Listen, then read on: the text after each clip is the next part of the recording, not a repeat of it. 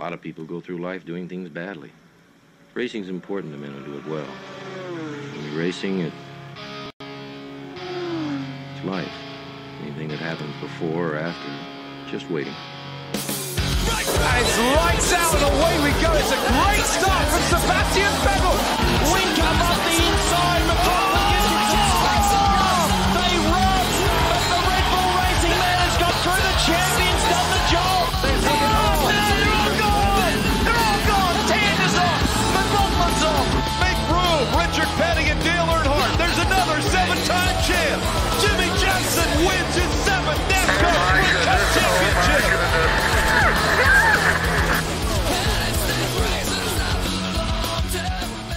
Good evening everyone, and welcome to round 7 of the Automobilista Australia Super Series for a night of deja vu as we head back to Barbagallo Raceway for the second Thursday night in a row after we visited the track last week for the Supercars series.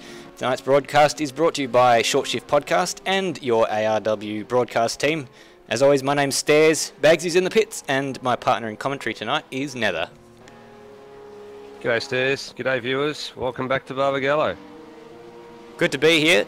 We're just going to have a quick look at the point situation leading into this round before quali gets underway.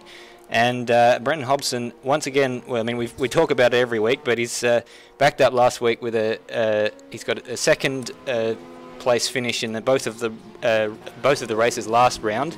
After 2 wins in the previous round, he has a huge lead at the top of the championship, doesn't he, Nether? He has an outstanding lead at the moment, and we're not even halfway through this season. He's acquired somewhat over half a dozen podiums. He's got 4 race wins, he's got 4 second places and a 3rd place, and he currently leads this championship by quite a margin, 184 points to his nearest challenger, 96, which happens to be Will Devonish. He's actually the lead Pro B runner in the series as well. And as we go down the table there, you can see Aidan Schultz. He's sitting in 3rd. Lewis Wedding was trying to mount a charge. He's in 4th. Matt Williams, Johnny, and Brock Harvey there, also from Pro B. And then rounding out the top 10, we've got Corey Ott, who we haven't seen a lot of recently, Lee Sanford, and the top 10 is rounded out by Aaron Thomas. Probably worthwhile mentioning too that in tonight's telecast, we've actually got a combination of not only Pro A and B, but the Pro-Am guys are in here as well. In the top 3 in the Pro-Am, Philip Boak, who's the runaway leader, followed by Luke and Brenton Foley. So keep an eye out for those guys on tonight's broadcast. Yes, well, we'll certainly keep you abreast of that because we've effectively got 2 races in one tonight, with the 2 servers being merged into one so that we get a full grid. So we had a little bit of a small server for the Pro AB series, smaller than we normally get. And so it became necessary to combine them, which is good for us because it means we get an exciting full server.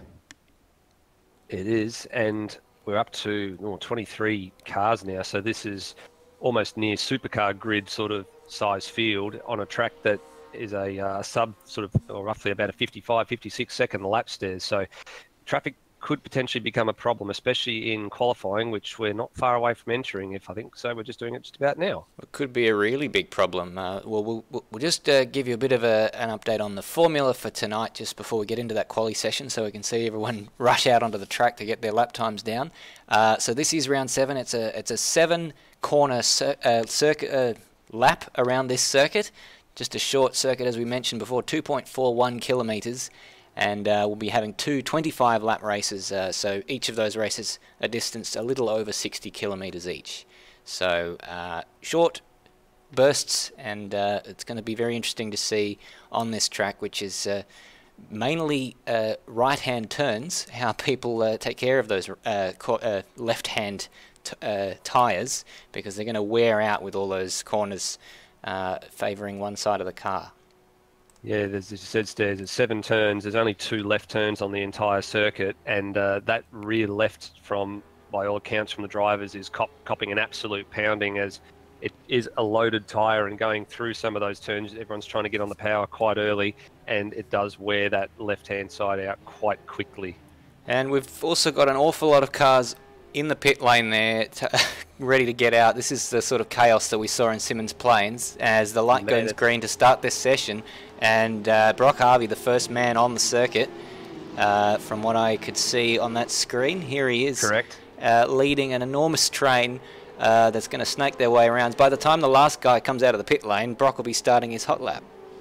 Yeah, they're all going to have to get out and find themselves some room. I think some of the guys might be just inclined to wait a little bit here and just let a few guys set some times and then go out when those guys have come back in and thought about where they're going wrong and where they're next going to set their times, because as we said before, traffic is going to become a major problem here, and there's a leading group of about 3 or 4 guys out in front, and there's a bit of a gap to another gaggle of a couple of cars, and so all the guys that are on track at the minute are just starting to try and find a bit of space, but if it gets any worse than this, traffic's going to become a problem.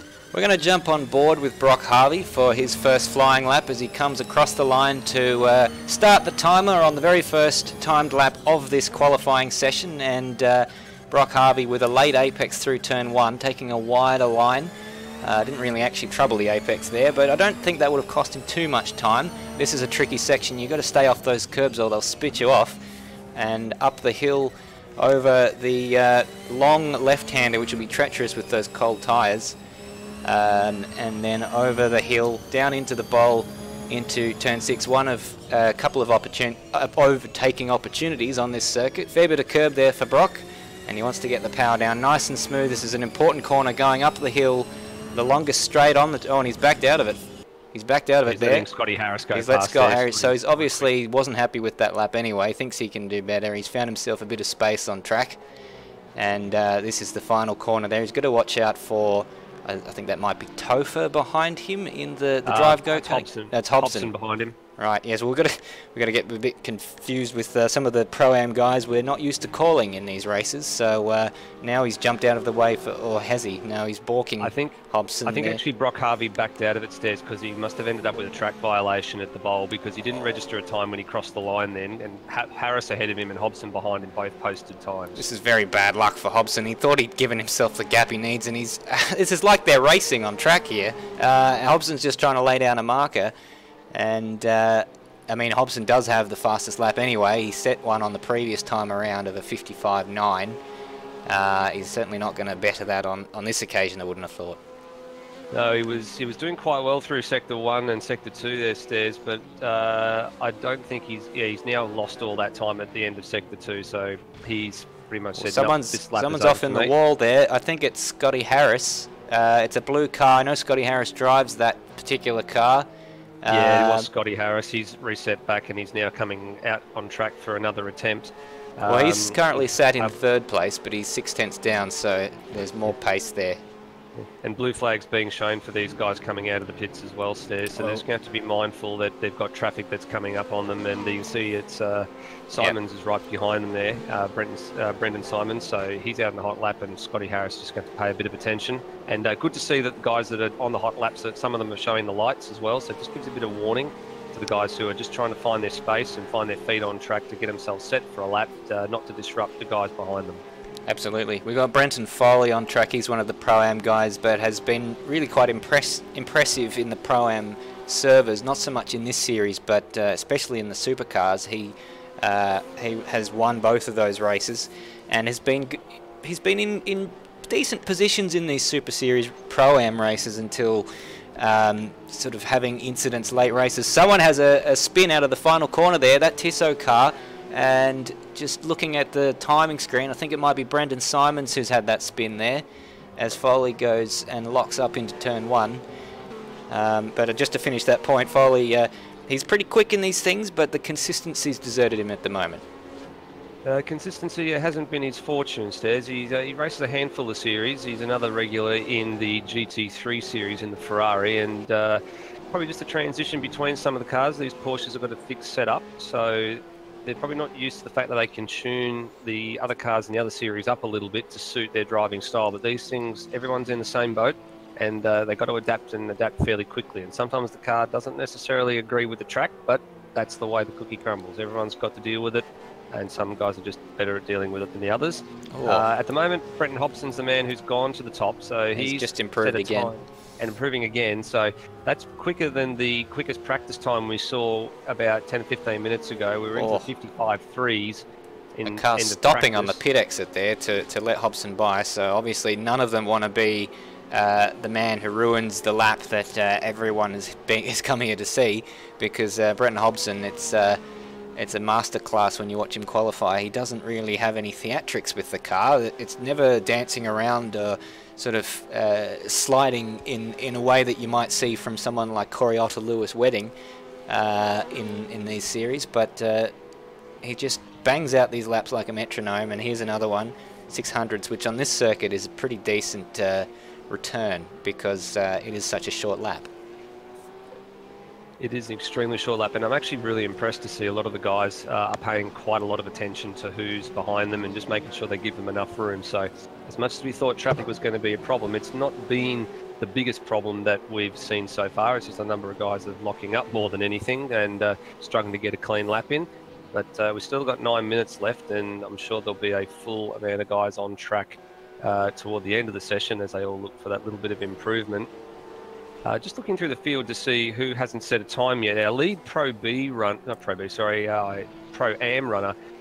Boak, has made it into the server, and he hasn't set a time yet. So Rob Dunt is currently the lead Pro-B runner. He's actually sat up in 4th. Well, Rob Dunt is impressing me quite a lot at the moment. I don't know that he's had much to do with the Porsche series in recent weeks, but we saw he was quite impressive in the GT3s, got a podium there, albeit with a little bit of luck, as Rob Dunt, I've just given him the curse, and that is the cliff where last week, and he's actually just avoided it there. Don't go forward, son, don't. Oh, doesn't matter, he's gone back to the pits. But that cliff was Lewis Wedding's undoing last week. He went over that cliff, and it's very easy to lose it in that technical section at the start of the lap on the curbs, and if you go over that cliff, it's very difficult to recover it, and Wedding lost a lap trying to recover the car in the race after he went over that cliff last week. Just Brenton Foley's just ducked up to 5th stairs, so he's in the Pro-Am class, if I'm not mistaken. Oh, he certainly is. Yeah, that's who I was mentioning before. He had a very good Sector 1, Sector 2, but just dropped away in Sector 3, but still good enough to jump up into 5th place. And a 55.9 is definitely a very, very handy time for being in the Pro B. Only just behind. Well, he's up again on his. Look at that. 4/10 up on his PB. This is going to be a lap in the, I'd say, a 55.4 or something like that. This will move him up to provisional second. Right? Doesn't need that. To the wall. And he's lost a wheel right in front of him. Might have lost a tenth or two. 55.8. I reckon he might have lifted off the throttle, not knowing what was going to happen with Harvey. That was unlucky for Foley, but he's got more pace in him. These Pro-Am guys see this as an opportunity. They don't usually get to see themselves on the live stream, and they know when to take their opportunity. They want to impress everyone and make their bid for promotion into the top series. Absolutely, and on top of that, Stairs, being the short lap that it is, and not very many corners, there's not very many opportunities for the guys in the Pro AB class to stake their claim and make a really, really huge gap in the times. The times are all going to be fairly close. We reckon the field probably could be split by no more than about 3 seconds if everyone sets a decent lap, which could bode well for the race too. Be plenty of action for us to watch. One thing that I wouldn't mind maybe getting our man on the ground to have a look at is that Lewis Wedding has not come onto the track. He hasn't set a time. He's still in the pit lane. I'm wondering if he may be experiencing technical issues. He set times in the practice sessions, so unless something has gone downhill very quickly for him, I'd be surprised if he's leaving it to just 1 or 2 laps at the end of the session, because there's a lot of quick guys in here and there's no guarantee he'll be able to get the clear traffic to set a lap quickly with only 5 minutes left in the session. It's very puzzling to me. No, a bit puzzling as well. Boda's the only other man that hasn't actually ventured out onto track yet to set a time. Topher hasn't set a time, but he's currently on track. But those two guys, I don't think starting at the back of the grid is going to be a very good idea. Especially with this place and the limited passing opportunities that there are. As I said before, turns 1, 6 and 7 are probably the only opportunities you're going to get in the race, and you've only got 25 laps. You're not going to have enough time starting from the back of the grid to make any inroads. Not at all. Johnny's popped up into 3rd place there, but the gap to Hobbo, we're not having a huge sort of close pole shootout that we normally see. 3/10 of an advantage for Brenton Hobson. We know he owns this track based on his performance last week before he blew his engine up, but 0.3 of a second is a massive advantage on a track that's as short as this. Oh, as Johnny just getting a little bit held up there. I mean, who was that? Is that Gary Neville? No, I'm not familiar. I think it's a Pro-Am livery. The Verizon car of. Let me just try and find it. It is Gary Neville. Verizon. Yep. And he's obviously making his bid to. He's down there in 18th place at the moment. It's on the car behind. If the car ahead is on a hot lap, it's not the car ahead's responsibility to just jump out the way. You've got to space your lap. You got to be aware of who it is who's ahead of you on track as Foley goes off there at the bowl, so that you don't catch up to them on your lap. I know it's hard, but and especially hard because they haven't really got a sense for how quick these guys are. Having not raced with them since the series split up a couple of rounds ago. So it's just part of the challenge. It is, and this is the first time that we've actually since the server split, that we've actually had all 3 categories together in the one server. Just the sheer numbers that we've had in the last couple of rounds have been enough to split the servers, but unfortunately tonight, lack of Pro A-B runners has meant that it's easier just to run the one server rather than 2, and saves us having to keep tabs on what's going on across 2 servers, but it also makes it a headache for us to call across 3 categories, since we're not used to seeing the Pro-Am runners so often, but we'll get to have a good look at some of them tonight. We certainly will, and I'm very much looking forward to seeing how they do, given this opportunity, as Scruff just jumps out the way there of Johnny on another lap.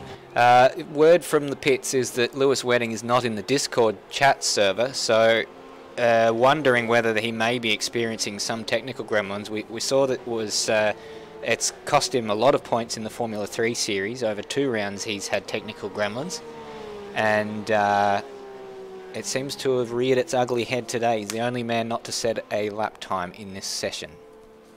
He is the only man. We've temporarily lost Voda as well from the server, so the only man that hasn't set the time is Lewis Wedding, and we're trying to frantically get a handle on what's going on, just in case he has got a reoccurrence of those technical issues that came about at the last Formula 3 race in Brands Hatch, where he was in all sorts and didn't actually take part in the qualifying for the first race at all. So we hope we haven't had a reoccurrence of this. We know he's got spare equipment that he can plug in and get going. That may be what he's doing, but if he doesn't get out in the next well, thankfully, because his one saving grace is that it is a short lap, and if he does get out, he's probably got about 50 seconds to get onto the track and have a chance at setting another lap, as Brenton Hobson just wipes another 1/10 and a half off his pole time, down into the 54s now.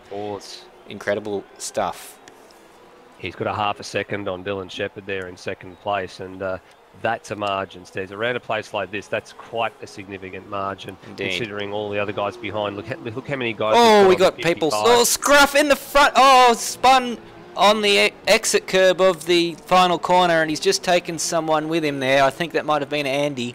So a bit of a messy Scruffy, if you like, final corner there for Matt Williams.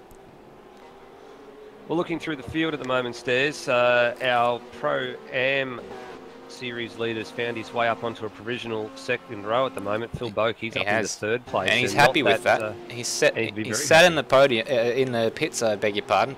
Podium's a bit presumptuous, but having said that, he's in a podium position in 3rd place there. So very, very impressive from the man who leads the Pro-Am Championship. He's won every race in that Pro-Am Championship with the service since the servers were split. I mean, he'll be vying for a good result here on the combined server tonight, but he's going to have his work cut out for him if he wants to keep that 100% winning record intact. But those guys ahead of him are just streets above at the moment. But let's not rule anything out. Anything can happen. And the one thing Foley about just this slots into 4th there. Sorry to cut across you there. That's all right. The one thing that will come into play at this circuit is probably tyre wear, because it is usually a high tyre wear circuit, and especially that rear left could be gone by the end of the night. Well, Brenton Hobson crossed the line there with about 30 seconds remaining in the session, so he just backed off a bit on his previous lap to give himself a bit of space and have one last attempt at bettering that lap time. I mean, he's not under any threat by any stretch of the imagination from behind, because 0.5 of a second is an enormous advantage. I know we keep saying it and I sound like a broken record, but he's just having fun out there at the moment, although he's not up on this particular lap. Incidentally, the real-life lap record at this circuit is a 56.26, which belongs to a Lola T88, set in 2005 by Gary West. So that was what my research found, and they've absolutely demolished that time. They certainly have. Scotty Harris just made a move on his last lap from 10th up to 5th, and he's actually improving on his PB. He's 3/10 up on this lap, so with where he is now, that's good enough to get him up into actually on the front row if he can keep it together. And no, he settles for the second row of the grid. He splits. So, he knocks Philip Boak down onto the into 4th place, ahead of Brenton Foley. Yeah, so that's a good result for some of the Pro-Am runners, being up in 4th and 5th. So they'll be mixing it with the big boys going into turn number 1. Has to be said, it's not surprising that that Philip Boak is leading this Pro-Am series, given the pace that he's shown in this qualifying session. I mean, he's still a long way behind Hobson, but so are a lot of the Pro A guys, or even a lot of the Pro B guys, and even some of the Pro A guys. Absolutely. And just looking at the split across the majority of the field, we've got 2.8 seconds covers 1st through to 19th. A couple of notable exceptions: Andy, who's fairly new to the series and still finding his feet, and Lewis Wedding did not set a time. So it begs the question: is he going to make the race? Because one would think that he probably won't. Yeah, well, at this stage, we're still struggling to get an answer out of him. We haven't been able to get any sort of correspondence from him at all. So you're right, maybe he is furiously trying to get those technical gremlins sorted, but no word from the pit box as to what's going on. So we worry about one of the draw cards that everyone comes to see on these broadcasts is sat up in the pits and making no sort of movements at this point. That is very surprising. I think we'll just take this quick opportunity to have a very short break, and on the other side of this, we will bring you all the action. Hopefully by that stage, Lewis Wedding will be back. Don't go away. A lot of people go through life doing things badly. Racing's important to men who do it well. When you're racing, it's life. Anything that happens before or after, just waiting. It's lights out and away we go. It's a great start from Sebastian Vettel. Winton up the inside. They run, but the Red Bull Racing man has got through. The champion's done the job. They're all gone. Tanner's off. McLaughlin's off. Make room. Richard Petty and Dale Earnhardt. There's another 7-time champ. Jimmy Johnson wins his 7th NASCAR Sprint Cup championship.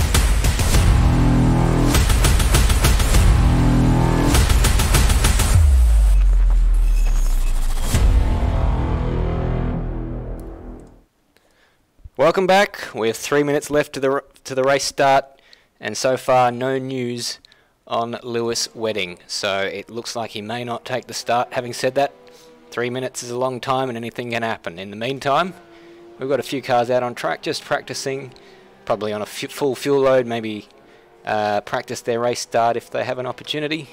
But most of the guys just sat in the pit lane. Yeah, most of the guys will be back there kicking back and just having a bit of a think about how this strategy is going to play out for them, and some of them will be a bit further down the grid than they'd like to be, and they'll have to figure out how they're going to get past some of their rivals, because not only have they got to mix it with the guys in their category, but they're going to be separated by guys that aren't in their category, and they'll have to work out when best to attack and when best to go for a move, where there's only a limited amount of passing opportunities on this circuit stairs.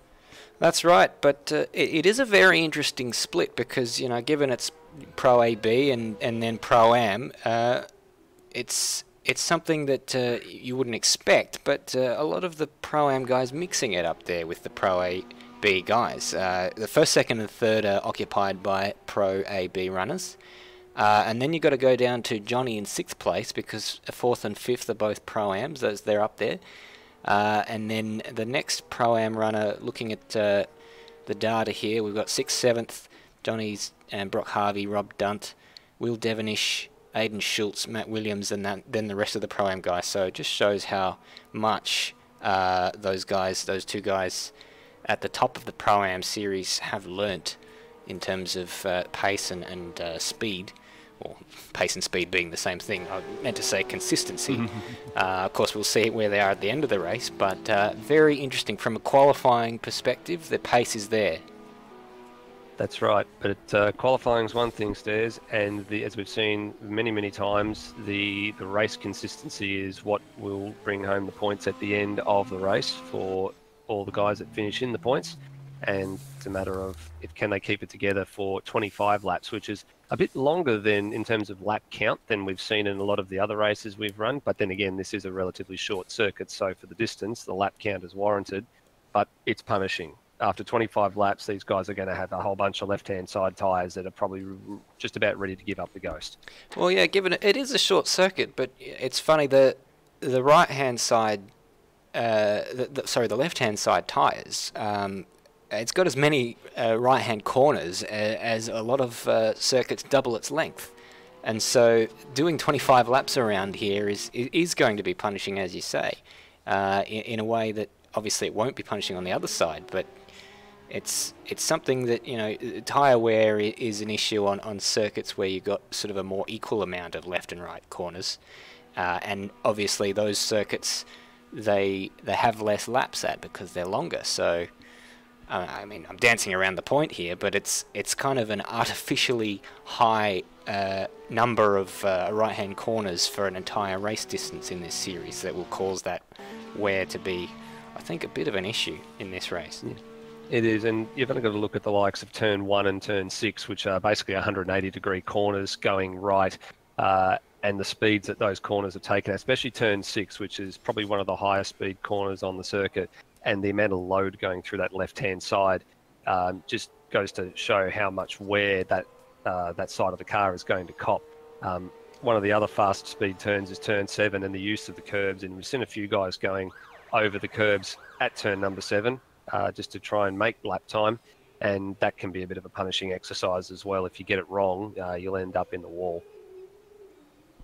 That's right. Well, we've just ticked over. You heard the siren indicating the end of that session, and we're going to be gridding up quite shortly indeed. We're just looking to see a few cars already on the circuit.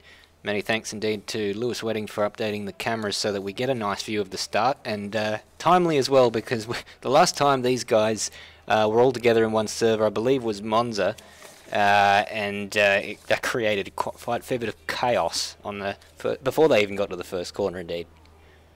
Yes, I remember watching that race from my hotel room, so I wasn't able to make the commentary for that particular night, but yes, there was quite a few disasters going into that corner, and we've actually lost one person from the server, and Lewis Wedding not taking the start at this stage with the timer counting down, and I don't think we're going to see him, Stairs, and no, it doesn't look like we are. He's in the pit lane still, and Hobson has once again, as is characteristic for him, missed the start of the warm-up lap. But as long as he doesn't fluff the other stuff. Interestingly enough, pole is on the outside of this circuit, and they're not particularly staggered in this grid, so that'll be interesting to see. We've got a short lap, so I'll quickly run you through the field. Dylan Shepherd there in second, not actually relinquishing first position on track, but he will have to once they line back up. Scotty Harris will start third. Philip Boak, your Pro-Am Championship leader and race leader, ahead of Brenton Foley. Johnny will start in 6th place there.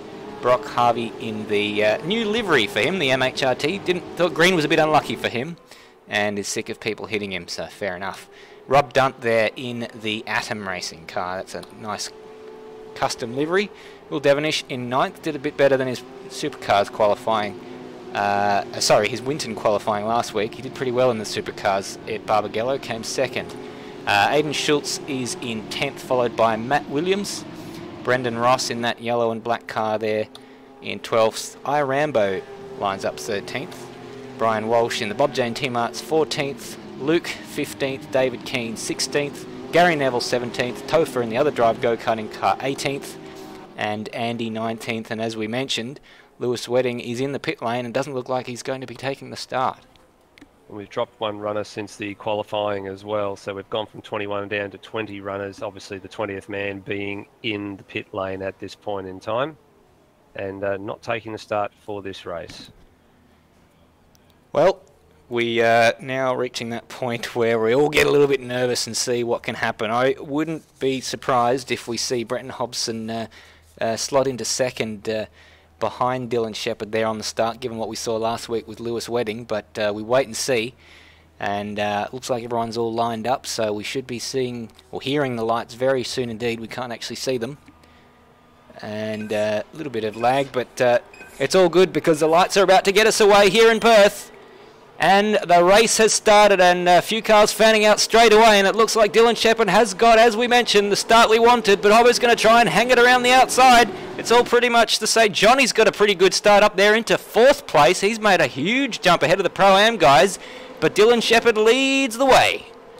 He certainly does lead the way, and we're looking very, very clean as they scoot up through turns 2, 3, and now the left-hander through 4. And up the hill they climb, and looking relatively good and well behaved so far, Stairs. I mean, a couple of guys off the back of the field, but we're all clean so far, and with a field of a mixed mode of guys, that's a very, very good sign.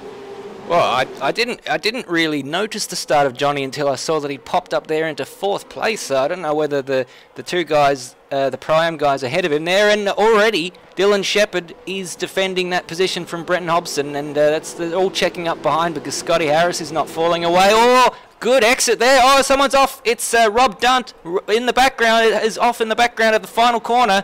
He's going to lose positions, and Dylan Shepherd sees Brenton Hobson coming down the inside. They're going to go into the first sector, side by side. Don't touch those curbs too hard, you'll lose it. And Brenton Hobson stays in 2nd for now, but he's not waiting around. Yeah, well, Rob Dunt's issue was he just outbraked himself at the last turn and ran over the gravel, and consequently has dropped 9 positions from his starting position. So that's an awful start for him, and he's going to have his work cut out for him now as he's battling with Topher and Luke back there in 17th, 16th and 15th place. This is a fantastic battle already. We've got the 3 cars here in the same picture, but Brenton Hobson is going to have another go down to the last corner. You've got to defend. He's got the headlights on.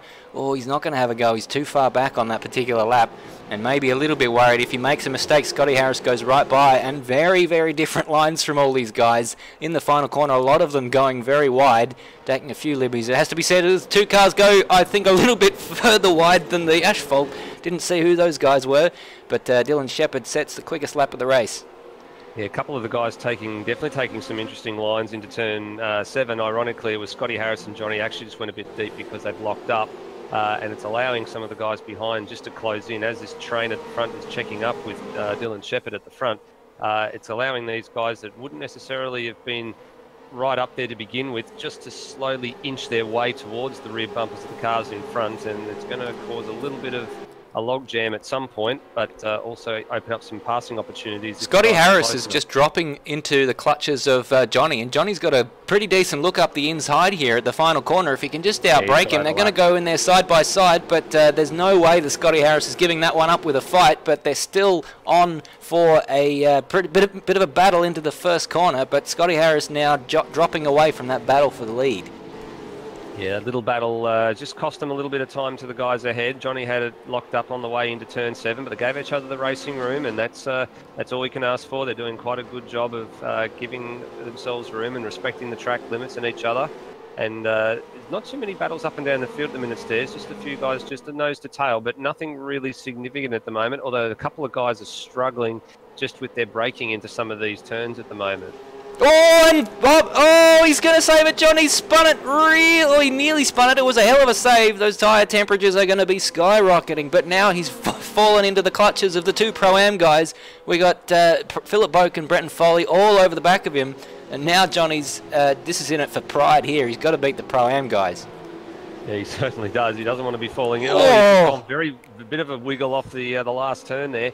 He's under threat from these guys, and as you said, if pride's at stake here, you don't want to be a class above the guys that you're battling with and then lose position to them. Otherwise, you're undoubtedly going to wind up with egg on your face in the paddock after the race is over. True, but having said that, I think these guys, it's probably unfair on them to call them Pro-Am runners, because I think they've staked their claim for Pro B. Oh, and he's really struggling with the tyres now. He's done very well to save at the checkup, and the Boak has done amazingly well to avoid him there, because he had this car all over the road, not knowing which way to go, and he's trying to recover the car through one of the most technical sections of the track.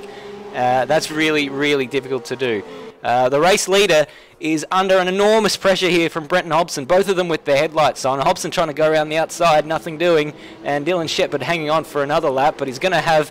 he's still under pressure as the battle in the background you can see continues, and it looks like Johnny holding them off. And Scruff's round in the background at the final corner.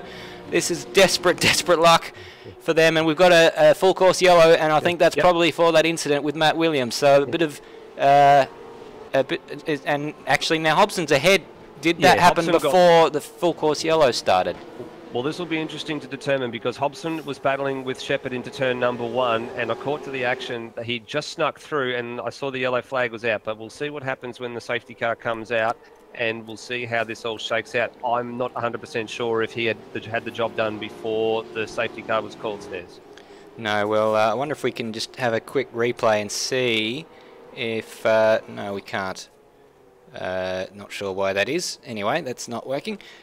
We tried to see what happened to Scruff, but we're going to see Brenton Hobson pick up the safety car in a minute, and whether or not it will be himself or Dylan Shepherd who assumes the lead, we'll wait and see. But just before that, it looks like Brendan Ross had a spin at the back just before that safety car as well, and Schultz up 3 places off the start apparently, so he's up into 7th. So he'll be joining now with the safety car condensing the field. He'll be joining that tasty battle there for 4th place. Yeah, Matt Williams has decided to come into the pits on this safety car deployment as well, Stairs. So obviously he's got a bit of damage that he probably wants to repair, and we'll see how that pans out for him. Gary Neville's also decided to come in as well, and Andy's taken a tour through the grass. So the safety car has picked up Hobson now, and we'll wait. And it looks like he's retaining position at the front. He's not. Otherwise, we would have probably seen a swap by now. Yes. So I dare say he did get the move done. Well, he must have only just been by the skin of his teeth. Absolutely. David Keane is another big mover. He's up 6 spots on his starting position. So it hasn't been particularly attritional. We've seen a few people off here and there, but it's just and Luke, actually, that's another man who's made some positions off the start. He's up 4 positions. Rob Dunt, one of the big losers, we saw him go off earlier. Rambo's around about where he started, and we got a penalty for Gary Neville. Now, is he in the he's just pit lane? The pit stairs, so yeah, that'll be for drive. Speeding in the pit lane. Yep. We don't think we get through a race without someone getting a drive-through penalty for speeding in the pit lane. Very early in the race to have got a penalty for corner cutting as Gary Neville spins. Unfortunate for him that I just cut to him as that happened, but we'll have a few laps under safety car, so he'll be able to recover that position, provided he doesn't go a lap down, as Andy comes out of the pits, and he looks like he must have taken on some new tyres as well. So 7 laps in, there may be an advantage to be found by doing that. It possibly may be a bit of an advantage. It'll have to play into your hands with the guys ahead, and they're hoping that their tyres fall off the cliff. As we've seen it happen so many times, some guys have struggled with tyre wear at various other circuits, and this one we were saying before is probably going to be exactly the same, just for the left-hand sides only. And they're going to have a couple of laps under safety car. It'll give those tyres an opportunity to extend their life a little bit, and it probably negates any of the runners at the back going after a new set of tyres. They'll have to have the cards certainly fall their way in order to take advantage of having a full set of fresh rubber. Well, this certainly reduces the issue of traffic for the foreseeable future anyway, because I guess it might have been another few laps before the leaders would have started coming across lap runners, but now with the field all bunched up, that won't be a problem again for some time.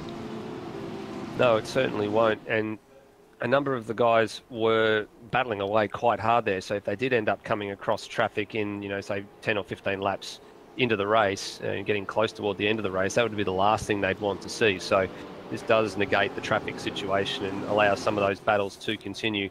I will say though, Dylan Shepherd did very, very well to defend from Hobson for the opening 6 or 7 laps before the safety car was called for. And if he wants to have any hope of winning this race and not letting Hobson get away, he's going to have to make his move almost immediately on the restart. So I expect Shepherd to be right under Hobson's rear wing if he wants to make that sort of a charge. Well, yeah, remember in Winton, he was the one who had a fantastic start. I was just thinking about that before, and he actually was the man behind Brenton Hobson on the restart. I think it was race 2 at Winton, and got the jump and ended up, I think he ended up with a podium position out of that. So Dylan Shepherd, no stranger to a good restart, and Brenton Hobson, no stranger to a bit of a tardy restart. Yeah, we've seen that before from him, haven't we? I just noticed Gary Neville's also toured the pits for a second time. I think he may have attempted to serve that drive-through penalty, but of course he can't serve a drive-through under a yellow flag. No. As the safety car looks like it's going in. It's coming in, and also of note, Andy's a lap down, so that new tyre strategy probably not playing into his hands considering he's a lap down, and Hobson's got a drive-through penalty! He must have accelerated too early. Oh my goodness! They're going too slow, so it's one way or the other. But either way, he's got a drive-through, and oh my goodness gracious me! We thought we found every single reason, every way to lose a race, but we've found another one here. Not to say that he hasn't lost it. I mean, he's still got the opportunity, but it's an enormous free kick for Dylan Shepherd. And what do you do if you're Brenton Hobson? Do you stay out, try and build a gap, or do you come? You're going to be out behind everyone anyway, so you're just going to have to drive your way through the field. You're not going to be saved on strategy. You're just going to have to run your race, and by God does that make an interesting back end to this race as we see Brenton Hobson, well, we're anticipating that he'll be clawing his way back up the field again.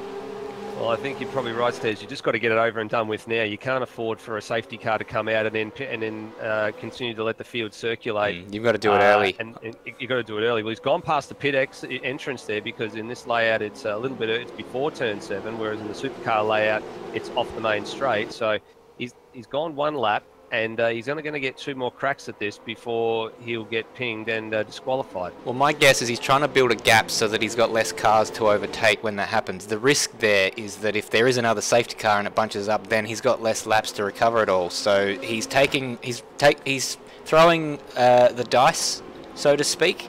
If he gets involved in a battle with Dylan Shepherd that cost him time, I think you'll see him peel straight in. But let's see. Well, he's got about 30. See, 17th place is only 12 seconds behind him. He's going to lose all those positions. Oh, hang on, the gaps have just wildly fluctuated. He needs more time than that. You're right, he's probably looking for a gap to drop into, but at the rate that he's ahead, he's not going to have a significant enough gap. He's still going to be probably towards, 14th, 15th to 16th place when he comes out. So if he's looking for that gap, it's currently not opening up for him.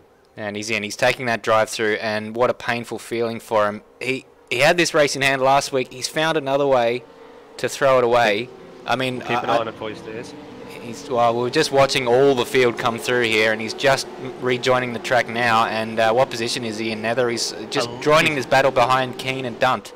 Oh, he's come out right with Luke, Keane and Dunt, so he's actually come in and slotted into 11th place, so he just manages to get out ahead of David Keane, but he's got to get past Luke. He's actually come up to 10th place according to the timing screen, so... Yeah, good awareness. Someone's dropping. Johnny's dropping down the field, and... Yeah, Johnny is... 16th. He's getting blue flags. He must have gone off track, so either he's been a bit wide of a marshal's post or something, but... He was actually up in 4th, and I have a feeling he's gone over the midfield and lost a lap. I'm just watching on the replay here, and something's gone. Well, it's got him in 3rd now. Strange, and I think it's a timing issue. Timing glitch. Yeah, it is a timing glitch because he's there with the cars who he was battling, and look at that. You can actually still see Brenton Hobson in the back of that shot. Yeah, he's cleared Luke, and he's now going into turn 1. So the next man ahead of him is going to be Will Devenish, but Devenish has 2.5 seconds up the road, and he's got 12 laps to go. So it's possible he can claw his way back into a reasonable position here, Brenton Hobson, but Will Devonish is not going to make it easy for him, and certainly some of the other guys ahead of Will are not going to make it easy either. They know that it's the position, so they don't have to, not like a blue flag, they have to jump out of the way. They're allowed to fight for it and fight fairly to keep their positions. No, well, yes, but I don't know. I think he's got the pace to find his way back onto third place. I mean, given if there's another safety car, I wouldn't put it past him to be able to be fighting for the win again. If he gets past these guys and there's a safety car at the right moment, he could be back. Because I mean, look at that. That's you just saw in the foreground Scotty Harris go through, and then in the background we saw Hobson come out of the final corner. So the trouble is he's got to get these moves done quickly, and he's only got 11 laps to do it. So time is against him. Yeah, time is of the essence on such a short circuit as well, and not very many opportunities to do it. Before the safety car intervened, there was a nice little battle shaping up between Boak and Foley, and Schultz was closing on those guys as well, but they haven't re-continued that battle since. They're a little bit strung out at the moment, and I hope those guys will converge, because we've got some Pro-Am runners mixing it with some of the Pro-A and the Pro-B guys as well, and it was making for an awesome sight until the safety car intervened and put a stop to it. And Scotty Harris is not letting Dylan Shepherd get away at the front either. As much he's as closed in since the last lap. He was 7/10 down at the start line on the end of the previous lap, and that lap he's really going. He was quicker. Yeah, he was about 3/10 quicker on that lap, and so Dylan Shepherd driving in his mirrors, and something that we thought Scotty Harris might have been a little bit worried about the guys behind. And is that Topher coming out of the pits? I thought it was. I was looking at Brenton Hobson. And Topher's come out of the pits, and those cars are similar. He's getting the blue flag, so he's getting out of the way. So I don't know why he was pitting, but anyway, that's the way it is. Sounds like someone's recovering to the track. And who is that blue car in the infield? It's Andy. That's Andy.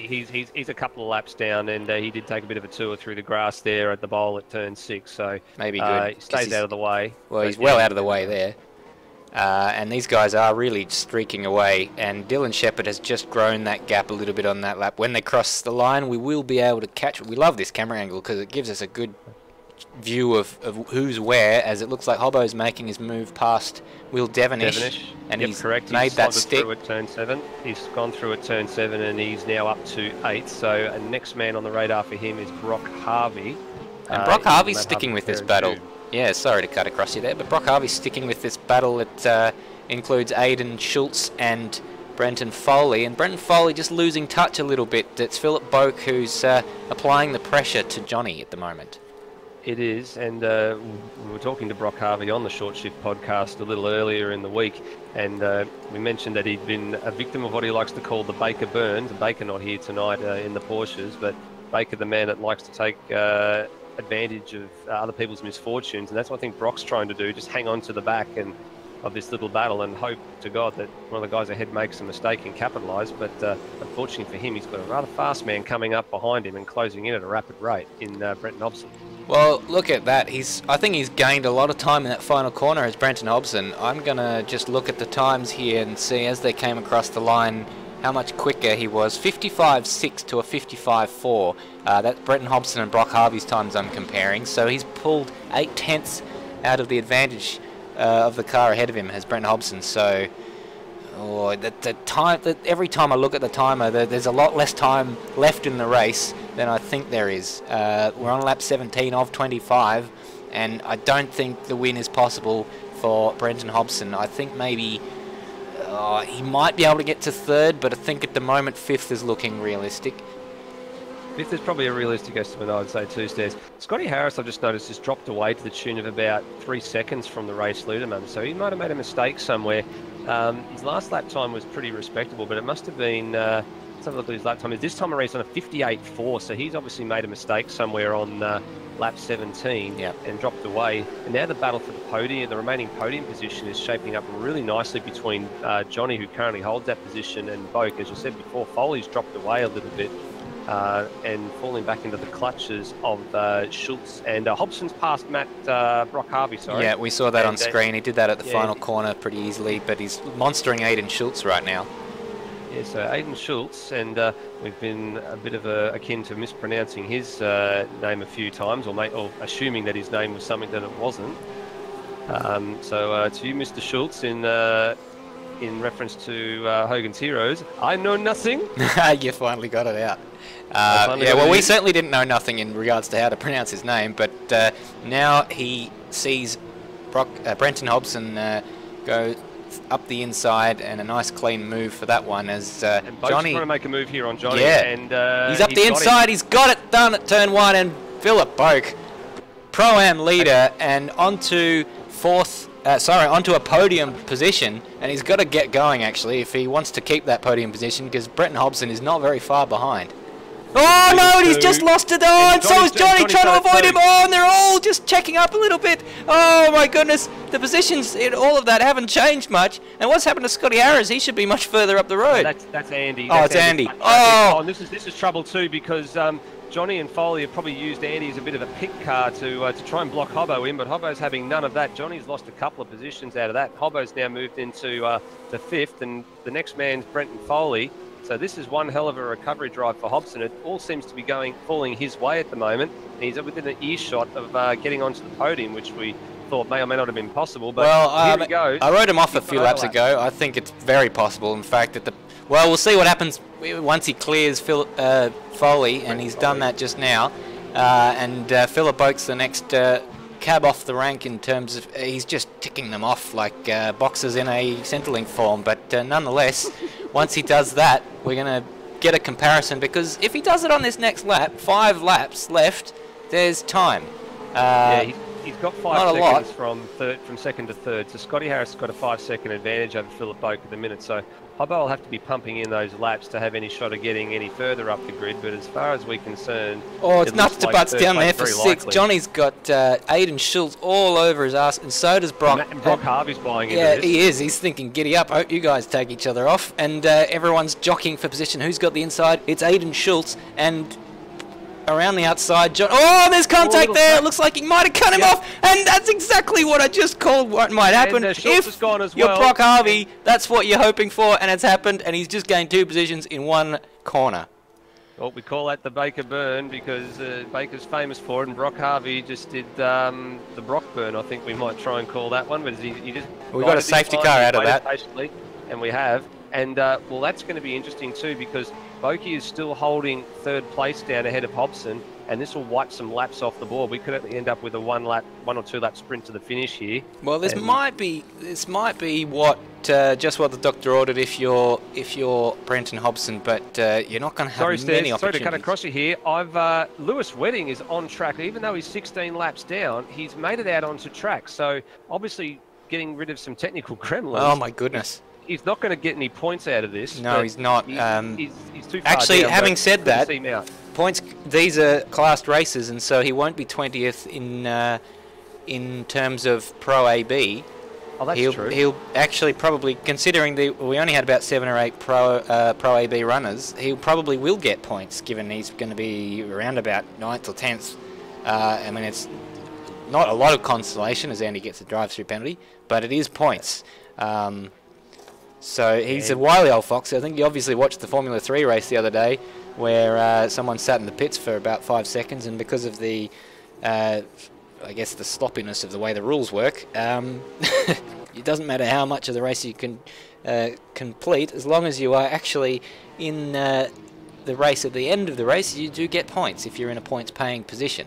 So that's right. That's it. And Andy's penalty, obviously, for a pit lane speeding infringement. Matt Williams looks like he is parked up in the garage, so that's the end of his race number 1. He's actually here. Sorry to cut across you there. Now, Scruff, can you give us a bit of insight into what happened to you? I can tell you, Hobbo's just DNF'd after having 3 spins on that lap. What? Has he now? We've missed that. Oh my goodness. Alright, hang on, we've got to try and see if we can see a replay of that. He's gone off at 1, I think, at the left. It's not letting me do my replays.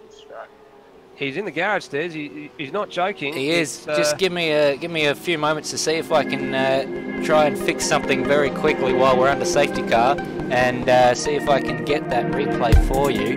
I'm having a bit of a look now while you're doing that, Stairs, to see if I can see what's happened. It looked like he had front end damage. He had a lot of smoke going along, so whether or not he's gone into the back of someone. Well, let's ask him. Brenton Hobson, it looked like you had that race in hand, and then we saw the penalty, and then you were doing an excellent recovery, and now you're in here talking to us. What happened? Well, I can't hear him. I'm just having a look now on the replay camera stairs. It looks like the first time we saw him go deep was down at turn number 1, and then he's gone a little bit deep through. I think it looked like turn 4 as well, and he picked up a bit of damage from somewhere because that car's smoking as it was leaving the leaving turn number 1. Oh no! The replay's going back, and it looks like he might have been trying just to warm the tyres a little bit. And he did a Romain Grosjean. Is that what you're saying? I'm not going to say did Romain Grosjean because I don't want to compare him to Romain Grosjean. No, of course, he's much better driver. He certainly had damage. He certainly had some sort of front end damage. That's really robbed us of. That's robbed us of a. I mean, it's probably only going to be a 1-lap dash at this stage, but by goodness, that would have been interesting to see. Well, it lets Philip Boak off the hook, doesn't it? In terms of the podium, yeah. But he's still got Foley and Brock Harvey behind him, so those guys are going to be fighting on this. Actually, I don't think we're going to get a 1-lap. Or we might get a 1-lap. Well, we're on the penultimate lap at the moment. If it does come in on this lap, then we'll get 1 lap, and it'll be nuts. I wouldn't put my money What am I going to say? I wouldn't put all my houses on Dylan Shepherd to win this race, because I reckon Scotty Harris is going to feel racy on the restart, assuming we do get 1 lap of green flag racing at the end of this race.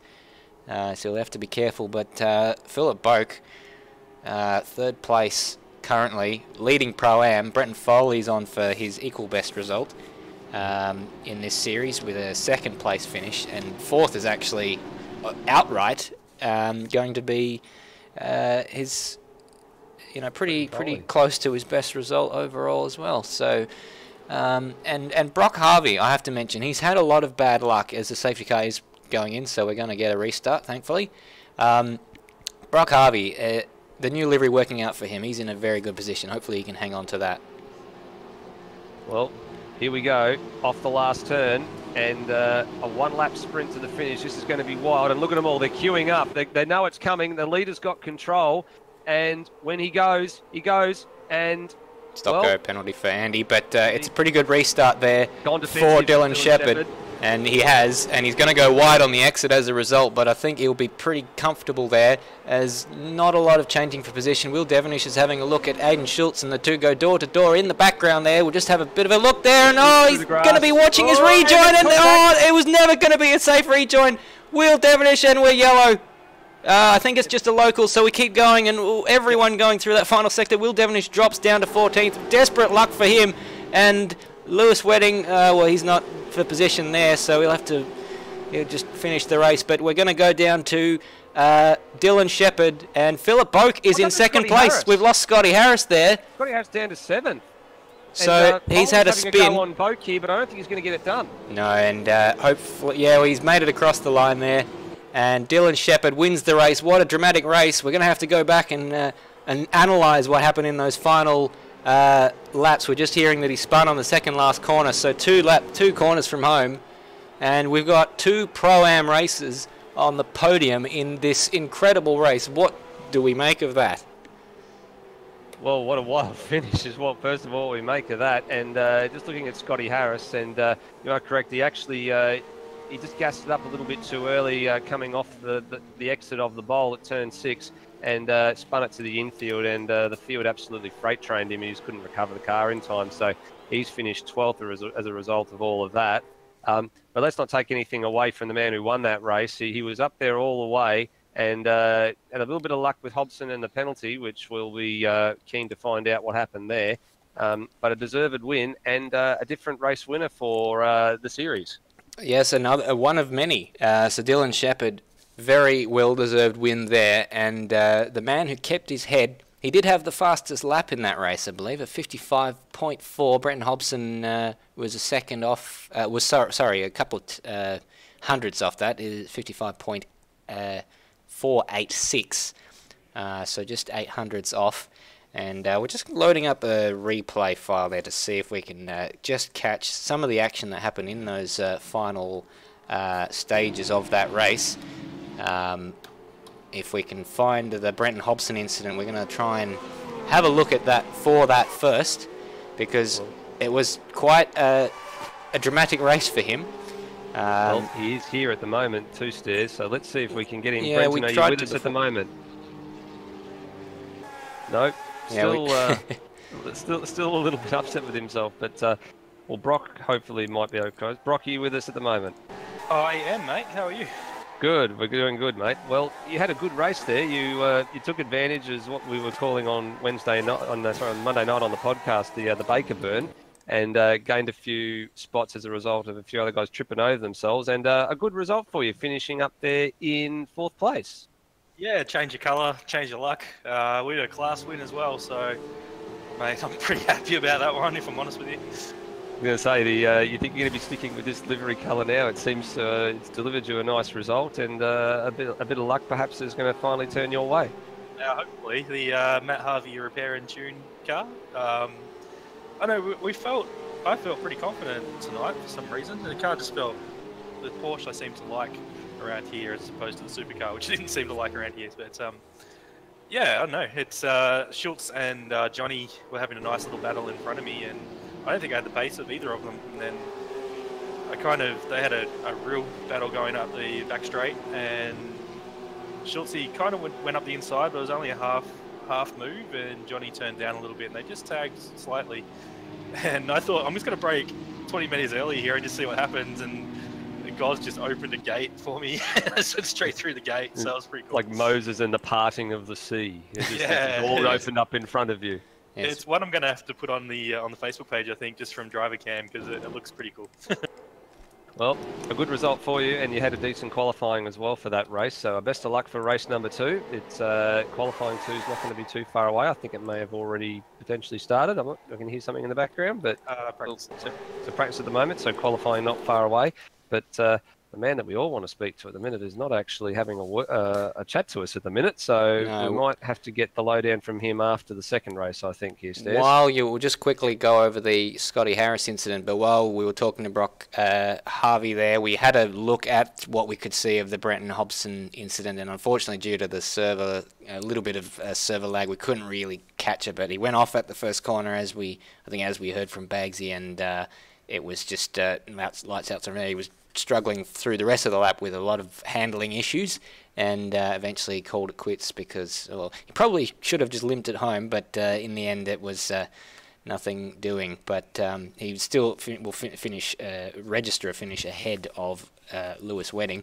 Here's the Scotty Harris incident. This is the last lap, and unfortunately the server not actually showing us much there. So just driving along and then appearing in the pit lane. So and that is the spin as it happened, but we didn't really catch much of that, and he did recover to finish, I think, he was in about 11th or 12th. I'm not sure if he actually finished in that position, but that's all we've got in terms of analysing those incidents. But desperately bad luck for Scotty Harris, all or nothing, it would appear, for him. Scotty Harris finished in 12th by my record, Stairs, for that last race with that spin at second last turn. Looks like qualifying 2 is about to get underway. Cars making their way to the pit exit, and the green light yet to be shown. Yep, so we'll load that up very shortly indeed. But my goodness, well, I'm just gonna maybe stop saying that it's a foregone conclusion for Brenton Hobson, because I thought that we'd figured out every possible way to lose a race, and I think he discovered 2 in that race, spinning under the safety car and getting a drive-through penalty on the restart. At least he's getting them out of the way in the one race this time, and I think that he had the potential to win that race if he'd had maybe 1 or 2 extra laps restarting in 4th. I agree. And on top of that too, the man that he was ahead of in the championship, Will Devonish, also had he was having a decent race, and then unfortunately came a bit unstuck with Aidan Schultz on that last lap, and they both dropped a bunch of points. So he's and actually Aidan Schultz is in 3rd place overall in the Pro AB Championship as well. So he won't have dropped too many points to those guys as a result of his DNF. But he will have lost a couple, but he'll still have a decent points lead at the end of the day. And what else we're looking forward to now is if Lewis Wedding has managed to get his technical gremlin sorted and out onto track, he currently lies 4th in the Pro AB Championship, and interesting to see what sort of damage he can do on this circuit. We probably really haven't got a read on what sort of potential he's got on him, but we're probably about to get our first look at how good he actually is around Barbagallo Raceway. Absolutely right. Well, he's a cunning fox, Lewis Wedding. Many would not have ventured onto the track given his position down in 20th outright in that race, something like 15 laps behind, but he did it, and maybe if nothing else for a little bit of practice, but he gets himself some points as a result of that. So we did get confirmation from Bagsy. I think he finished 10th. And so that will definitely mean that he gets handy points that he would not have otherwise got as he goes off the track there and loses his wings. So he will have to go back to the pits, get that repaired as we go and look at Dylan Shepherd about to finish his lap. Brenton Foley goes top, and Dylan Shepherd surpasses that time by half a second. Yeah, so the first time starting to come in here, and surprise, surprise, the race 1 winner is at the top of the tree at the moment, but we haven't seen everybody in the faster cars present their times yet as we look through. I looked through the field, and I saw Brenton Hobson's come into the line now and goes to the top. He does. 5-3, so he was the only man to dip into the 54s in qualifying for race number 1. Dylan Shepherd is up on that time, though, as he comes across an identical car, another Tissot car, faced the wrong way out of, I think it was the bowl, and going down the hill into turn 7, he's lost a bit, Dylan Shepherd, on that particular lap. Still up on his PB, but maybe that's just Brenton Hobson having a really strong middle sector. We'll see what Dylan Shepherd can do as he comes across the line to finish that lap, and it is a 55.6, so he's lost a fair bit of time there on the final part of that lap. Yeah, Hobson's on fire at the minute, Stairs. He's got a 10th up on his current time at the moment as Wedding gets out of the way on the run for Hobson to turn 7, and Hobson looks like that's very wide. Used all the runoff area, which we've seen a number of the guys doing to make lap time, and he doesn't improve. Yeah, no, I don't think you get an advantage going that wide. That was a mistake, and unfortunately for him, he's got an awful lot of traffic up ahead, and they're all on timed laps, so I don't think it's worth continuing this one if you're Brenton Hobson, and for good measure he gives the guy a bit of a punt, and Lewis Wedding crashes into him. So that's a part of his life that he probably won't remember in a year's time, because I wouldn't want to remember it if I was him. Shepherd's looking good here, Stairs. He was up through both Sector 1, Sector 2, and just fell away a bit in Sector 3, but he did improve his PB. He's closed that gap significantly down to less than a 10th. So and look at that, he's coming out he's probably going to do another fastest lap, but Lewis Wedding and Brenton Hobson are exactly behind him on the racetrack, and he's actually pulling over to let them through, so he's given up on that lap. So the top 3 guys, well, the top 2 guys, and someone who would expect to be up there with them, all occupying the same part of the track. So Dylan Shepherd just occupying Brenton Hobson's mirrors right now, reminding him of what he did in that race. So, well, very good. We've got yellows perpetually there. Philip Boak is spun on the exit of turn 6. So our Pro-Am winner having some issues in qualifying. Has to be said, fantastic performance from him in that first race. Absolutely. Scotty Harris looking good here, Stairs. He's half a second up on his PB as he comes to the line, and advances only 1 position, and even up to over half a second up on your PB. How tight that tight field is at the top. Yeah, disappointing or disheartening, it has to be said. If you do an improvement of half a second, especially on a track like this, you expect to find a number of positions, but basically that's just got him on an even keel with the other blokes, and he's again up on his PB, only 200ths down. Maybe we'll stick with Scotty Harris, because he may have an answer for Dylan Shepherd, if not Brenton Hobson. He may, and as we look through the field, just about everybody's on track or in the process of setting a time. We've got 5 guys at the bottom of the tree at the moment yet to set a time. Lewis Wedding included in that. So Wedding, Harvey, Keane, Boak, and Andy's just set the time. So there's only 4 guys remaining now. Wedding's just coming through the last turn now, following the traffic. He's about 8/10 off the top time at the moment. So this is his initial run, and he sets a 56.3, which is good enough for 7th on the running order at the moment. But still got plenty of time left for him to improve that. But as we pointed out at the start of the night, traffic is a factor if you don't time your run absolutely right.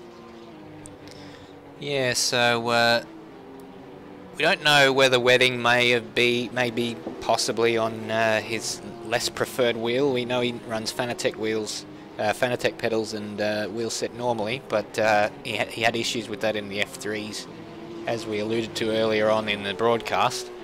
And switched to his G27. Maybe the G27 just not giving him the feel he needs to push as hard, and of course he's not used to it. If he's practiced to go into the 54s here, Stairs. Sorry to cut you off. He's looking good to go into the 54s again, and just missed it. I think he might have been. He might have got a track cut because time didn't appear on the screen. No. He was good through the first 2 sectors, but he didn't register the time, but he was certainly looking good. He must have got picked up at the last corner for a track violation, which is interesting because he didn't go very, very wide, but he was certainly looking the good. So I think he wants back-to-back 54s here and back-to-back poles. Well, he's up by 2/10 on the first sector, so he's well on the way towards that. And obviously we know that he can do the 54, break into that 54 barrier. We saw it in qualifying for the first race. But, well, Dylan Shepherd, I think, it's a lot closer qualifying session than we saw on the first, than the first qualifying session of tonight's proceedings. But all of that is merely preamble to what looks like a pretty decent battle for pole here. But 0.3 of a second, that is laying down a gauntlet for Dylan Shepherd. We're going to go back and see what Lewis Wedding does. He's down in 8. In fact, he's getting the blue flag. So he's just come out of the pits there, Stairs. Oh, okay. He was on a lap behind. Sorry, he was on a lap behind Brenton Hobson at the time. He must have aborted that and come back out of the pit. So that's why that is. Yeah, he certainly did. And I just saw him. I'm not sure he's trying to warm his tyres or not, but just car's getting a little bit tail happy through some of the corners as well. And he's also been struggling with a little bit of locking on these qualifying runs, same as what some of the other guys were doing in race number 1. Going into turns 5 and 6, they're just struggling a bit with a bit of locking. Or in turn 7 as well, just smoking it up a little bit there. But he gets on the front straight. He's going to try and set another lap time. He's got just over 6 minutes for the field to all improve. Everyone's set a time so far, and the majority of the field are separated by just over 2 seconds at the moment. With a couple of exceptions, the guys still trying to find their feet in the series. Yes, well, the order is fairly similar to the kind of thing that we saw in the first race, and was that Rob Dunt just being displaced by Aiden Schultz going up into 4th place, I believe that was. Correct. So Aiden Schultz is starting to show his pace. He started a bit further back in the previous race, but it has to be said, it is really quite incredible how many AM and unranked drivers are in the top 10. Yeah, there is quite a lot. And we did see 7 out of the 10 finishes were Pro-Am, according to Bagsy. So that is really it sort of says to the Pro B guys, better stick, get your finger out there. You might get relegated if you're not careful. And Hobson's gone into the 54s again, Stairs. That lap just dips into the 54.9. So again, another 54.9, and I think he'll be pretty satisfied that it's going to take something special for one of the guys behind to knock him off his perch. Yeah, Dylan's not going to do that on that lap. In fact, I think he got a track cut. He went very wide on the final corner and locking the inside front. Probably won't cost him too much in that first corner. Using the brakes to get himself around turn 1. And has to be said, using a fair bit of that curb there. Dangerous way to live, because we saw what the curb did in the Supercars race last series. Spat people off, and very unforgiving. Harris jumps up onto the front row here, Stairs, provisionally, just ahead of Dylan Shepherd, so he's had a good lap. He's found a 10th and a half on his PB there. That's very good for him. He certainly did. And Dylan Shepherd now knocked down to the second row. Although let's have a look at his time. He's not improving on this lap, so he's still going to have to make another couple of tours to improve that lap. Lewis Wedding's just quietly moved up into 5th as well, so he's improved his position. He's still somewhat 0.8 of a second away from the current provisional pole sitter's time, but he spent a fair bit of his time in traffic, unfortunately, as well, Lewis, and hasn't been able to quite get a really clean lap in.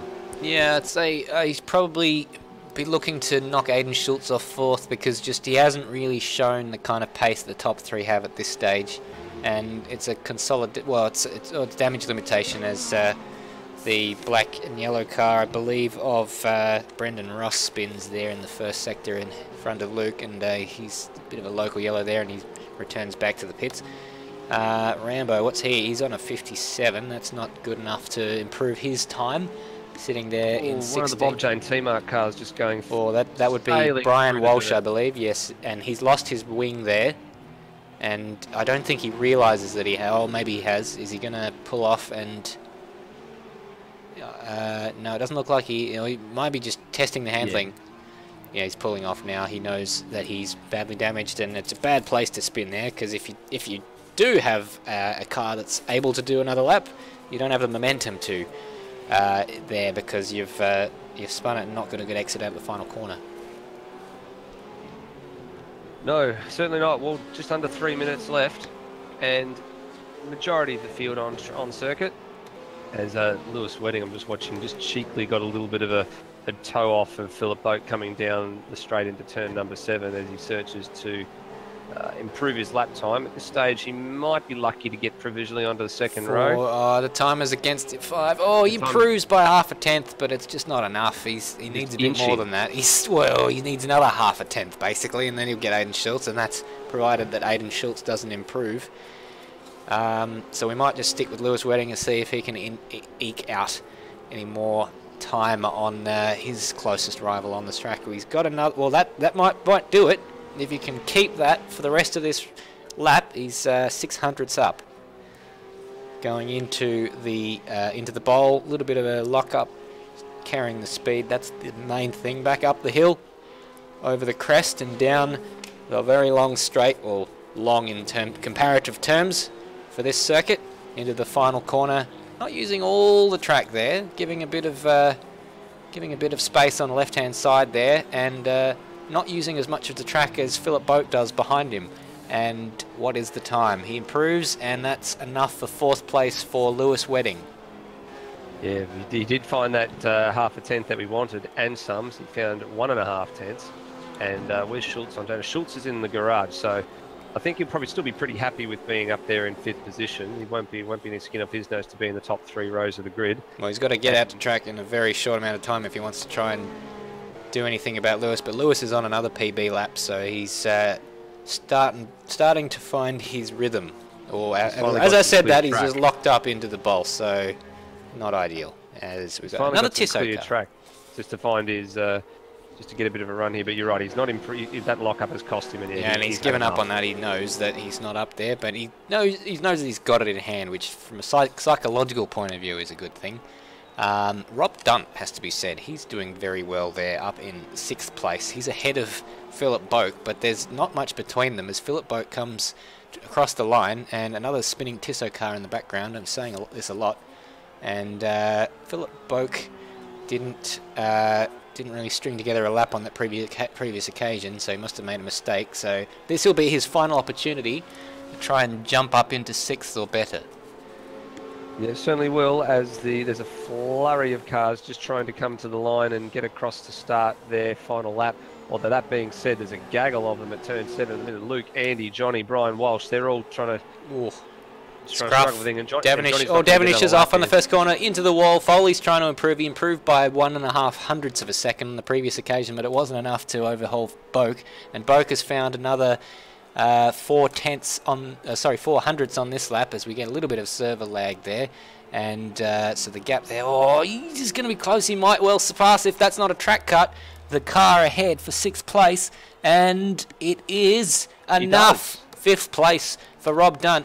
And what can for Philip Boak, Rob Dunt relegated down to 7th place as looks like Aiden Schultz improve as well in that? No, Schultz was originally in 5th with Dunt 6th, so Boker's jumped the pair of them. Brock Harvey's the highest. He was the last man to cross the line a couple of seconds before the checkered flag fell for the end of this session. So he may improve. All he needs is 0.008 of a second to surpass Johnny, but he was down on the second sector split, so unless he can pull something out in the final sector split, he's probably going to hang there, and indeed he does, so he's desperately disappointed with that one. Did I say 8? I meant 0.007 of a second, so he misses out on 10th by a margin akin to the size of a bee's appendage. So he's there at turn 1, and that is time on this qualifying session. No more cars out on track apart from Brian Walsh, who's stationary in the first sector, and Andy, who is not on a timed lap according to that screen. He's just finished his last lap. And that's all she wrote for qualifying, Nether. That is, and well, back-to-back poles for Brenton Hobson. Although this time he's going to have a different person starting alongside him on the front row of the grid. He's going to have Scotty Harris with the race 1 winner starting from 3rd. Well, Scotty Harris, I like to see if he can get a good start like we saw with Dylan Shepherd in the previous race, because he'll be. I mean, both of those guys at the front row, they both threw it away at that end of the previous race. They'll be looking to redeem themselves with a very confident Dylan Shepherd behind them. They certainly will, and even if the two guys on the front row manage to get a fairly even start, because pole is on the racing line part of the circuit, the inside line where second place is, will have the high ground for turn number 1. So if you can just nudge a little bit further ahead at turn number 1, if he starts alongside him and starts well, Scotty Harris, he might very well end up leading lap 1 of this race, even for a short period of time, or as long a period of time as he can stay ahead of that drive go-karting Porsche of Brenton Hobson. Well, we can't wait. In the meantime, we're going to take a quick break as we start this warm-up session. We'll be back on the other side of this with all the action from race 2 here at Barbagallo Raceway. Don't go anywhere. A lot of people go through life doing things badly. Racing's important to men who do it well. When you're racing, it's life. Anything that happens before or after, just waiting. It's lights out and away we go. It's a great start from Sebastian Vettel. Winton up the inside. McLaughlin gets it to They run, but the Red Bull Racing man has got through. The champion's done the job. They're all gone. They're all gone. Tander's off. McLaughlin's off. Make room. Richard Petty and Dale Earnhardt. There's another 7-time champ. Jimmy Johnson wins his 7th NASCAR Sprint Cup championship.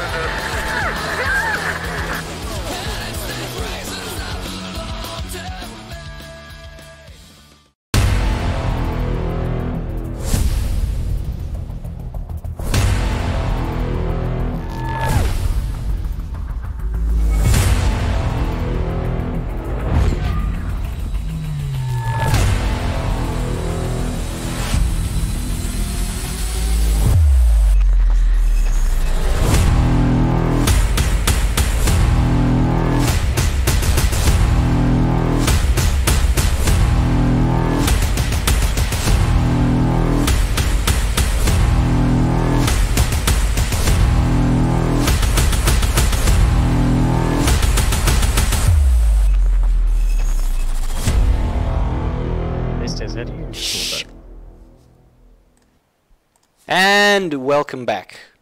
We're a little over 3 minutes away from the start of the race, and good opportunity to talk about deja vu, because obviously second time in 1 week that we're at this track, and two guys who'd be hoping that they didn't have a bit of deja vu would be Lewis Wedding and Brenton Hobson. They are two guys who had poor races as a result of various errors or issues that cost them a lot of points in the last race in the Supercar Series. And it seems that they're the two guys we're talking about today who are losing points for various technical or mistakes out on track. So very interesting. Yeah, certainly interesting. I mean, Lewis Wedding, no stranger to technical dramas. We said before he had some dramas in the Formula 3 race a couple of weekends ago, and managed to get them sorted and get himself out for race 2, and he's managed to do that for this race and qualified fairly well for race number 2. So again, as you're saying, a little bit of deja vu. And Brenton Hobson, well, we know that he can run up front, he can run up front strongly, but everybody's prone to mistakes, Stairs, and unfortunately at a place like this, the mistakes just it looked like to have cost him when he had to serve that drive-through penalty, and unfortunately lightning struck twice and he ended up a DNF in that first race. Interesting. We just got a word through that Brenton Foley ran out of fuel on one of his best laps, and given how close that whole gaggle of cars was, that could have been very costly from a track position point of view for Brenton Foley. We know how he had a very good race in that first race and was up there fighting for the win in the Pro-Am class. And, well, we don't know. We didn't see the lap, so we don't know if he was up on Philip Oak's time, but that could be very costly for Brenton Foley. Potentially, and he seems to be a name that we're calling a little bit more often than we used to in the past. Himself and Rob Dunt and a couple of those guys that have had a really, really nice introduction into the AMS Australia series, not just in the Super Series that we're seeing tonight, but also in the GT3 especially. They seem to have taken to it quite well and are quite competitive in that midfield pack.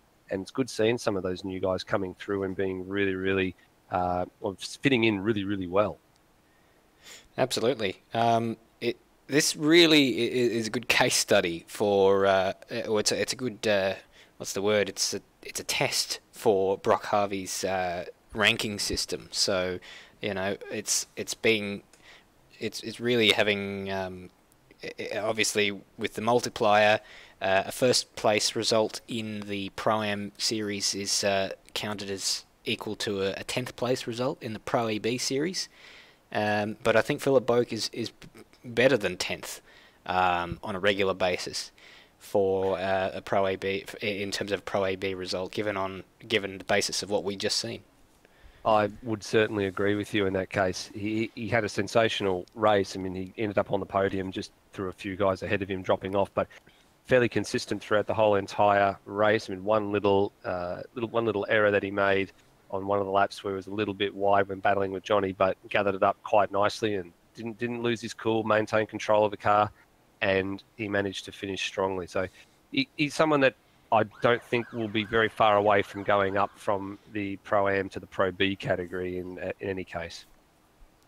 Absolutely right. Well, the siren you just heard was the indicator that we're starting to grid up for the series, for race 2 tonight, as the time has elapsed on the warm-up session. No one electing to go to track in that occasion, so obviously they're taking the opportunity to take a bit of a break like we did, instead of practicing any last-minute race craft or things to do with the race. It looks like Rambo and Foley, some of the last guys to take to the grid. Oh, and it looks like Brenton Hobson did jump back. Oh no, I think that's lag causing the cars to disappear on your screen and then come back. I think a couple of guys going in Stairs just to double check their fuel loads. We've still got Boak and Wedding, or Boak's now on track, and we're just waiting for Lewis Wedding to get himself sorted. He's now on track, so it looks like we've got all our runners on circuit. Yeah, so we're going to get underway very quickly. The revs are rising. They can see a timer, and Brenton Hobson gets it underway for the warm-up lap. Do you want to take us through the grid there, Nether? Sure can. So the man with redemption on his mind will be Brenton Hobson. So he starts from the pole. Scotty Harris has moved up there into second place, and he'll also be looking for some redemption after a last lap incident, previous race. Dylan Shepherd, race 1 winner. He'll start from the second row of the grid alongside a Lewis Wedding. So Lewis recovering from some technical dramas. Good to see him back out on the circuit. Philip Boak, leading Pro-Am runner. We've been talking about him a little bit tonight, and strong result to third place in that last race. Aidan Schultz will start alongside him in 6th. A couple of guys we've been speaking about as well, calling the names a bit more often than we used to. Rob Dunt starting 7th, and Brenton Foley starting in 8th, both Pro-Am runners. Running out top 10, we've got Will Devonish, who had a little bit of an incident with Schultz on that last lap, lost a few points in race 1. Johnny will start alongside him in 10th. Then comes Brock Harvey, starting 11th. Cracker will be starting in 12th. Matt Williams, who was a DNF in race number 1, starts 13th. Alongside him will be Rambo in the Tissot car. Brendan Ross starting 15th.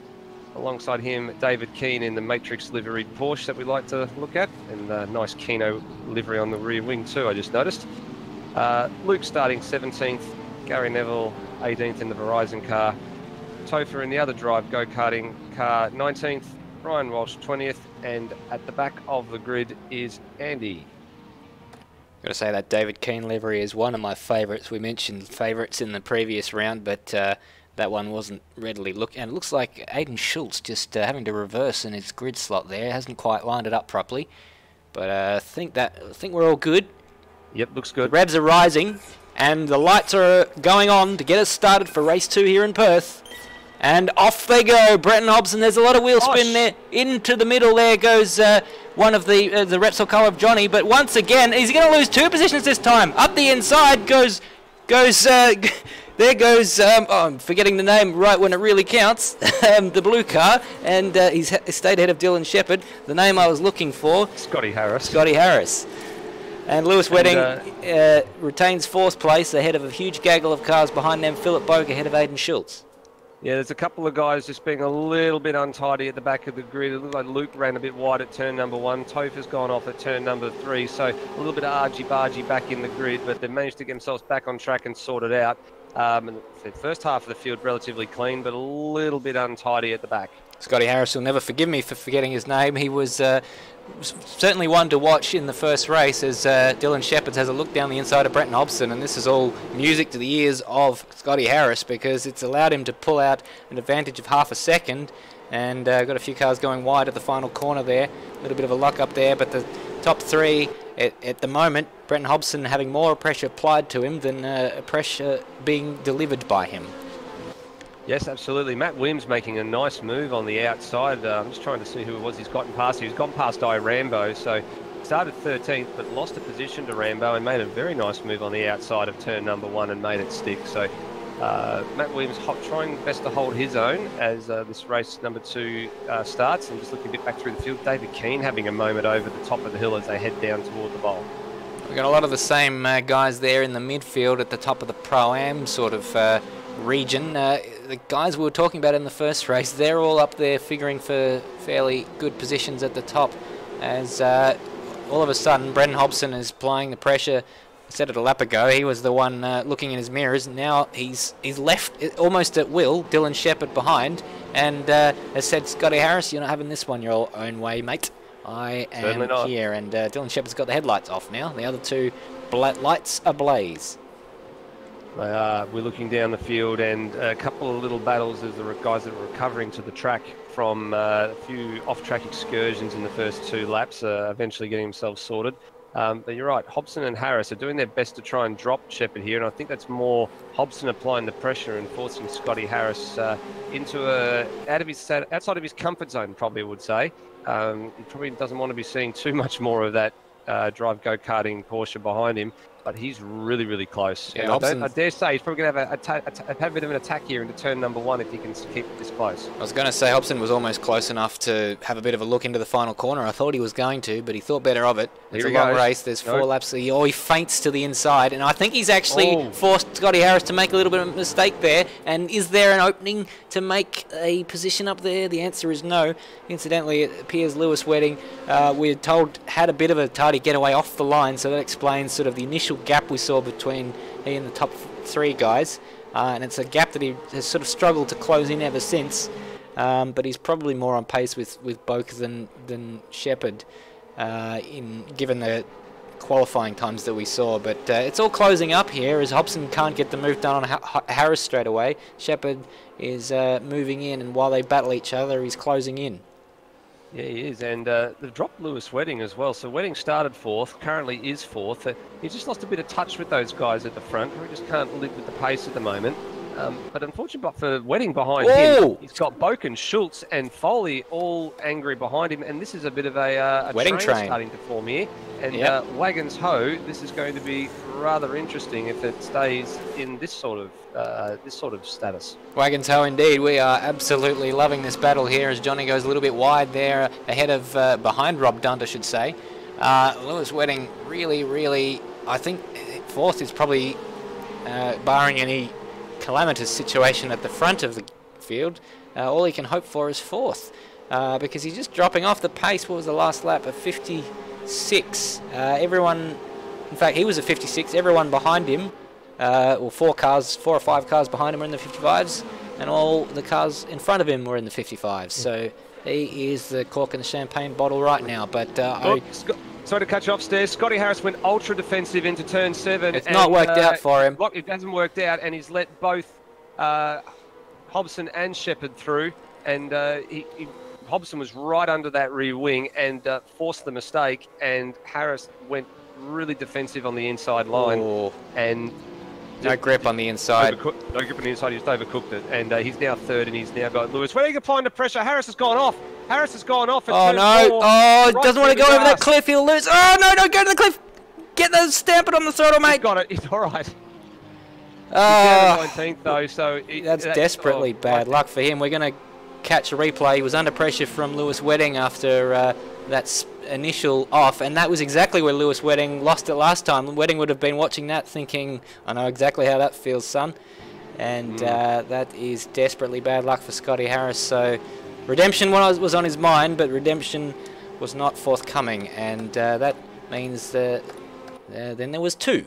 And Brenton Hobson leads from Dylan Shepherd. What can Dylan Shepherd do about that lead? Well, he's going to have to try and stay as close as he can and hope either for a little bit of intervention either from the traffic or the safety car to try and think about making a move on that that Porsche of Lewis Wedding that Brenton Hobson drives. But we're hearing that Rob Dunt lost 5 positions after going wide at turn 5. So that just goes to show how costly it is to make errors with a grid this tight. There is very small margins between these guys in the midfield. Bit of a gap between Wedding's just pulling away from Philip Oak, but a bit of daylight between Shepherd and Wedding, but behind them, it's nuts to butts.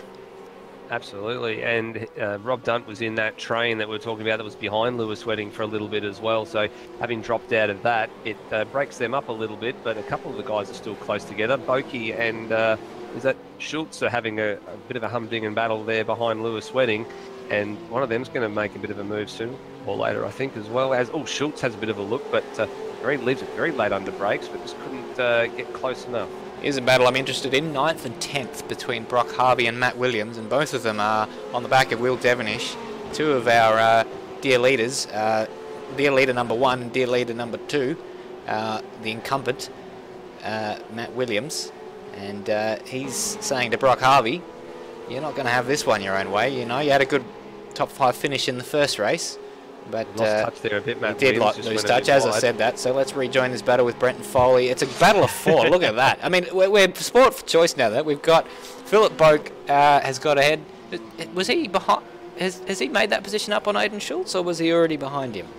No, Schultz had. They both moved up 1 spot since the drop of the green flag. Obviously, with Scotty Harris going having an off-track excursion, but no, Boki's always been ahead of Schultz for the majority of the races. Oh, and Schultz going very wide, but Brenton Foley follows him. Could have made his way up the inside, but it's very easy to just follow the car behind you, brake when they brake, and you got to drive the track, not the car in front of you. But Johnny's very close behind at this stage. It's just so easy to make a slight mistake in these conditions, and everything that you fought for the previous 9 laps comes to nothing. That's right. Hobson and Shepherd are starting to approach some lap traffic too, Stairs. This is very, very early, but these are a couple of the guys that they're approaching that had some off-track excursions and a very, very untidy first lap. This is Andy and Topher. Oh, and Andy's on the racing line. He's got out of the way. It's actually probably held Shepherd up more than it did Hobbo, and Topher very wisely gets out of the way for both of them. Obviously doesn't want to impede his teammate there and the other Drive go-karting team car. Obviously, Topher, the owner, or I believe the manager of Drive Go-Karting, so certainly wants to see the man driving the car that sports his business on it do pretty well, and so far he's doing pretty well. And if anything, he's gained a few car lengths, has Hobbo, on Dylan Shepherd in that exchange, although he's just gone a bit wide there at turn 6. There's been a change of position too, Stairs, with Foley and Johnny swapping positions at turn number 1 on the start of lap 10. They've just also negotiated the traffic of Andy as well. We saw Johnny was very close behind, so he might have been able to take advantage. Yeah, it was a lock-up into turn number 1 by Foley, and Johnny just nice and quietly slipped up the inside and got the move done.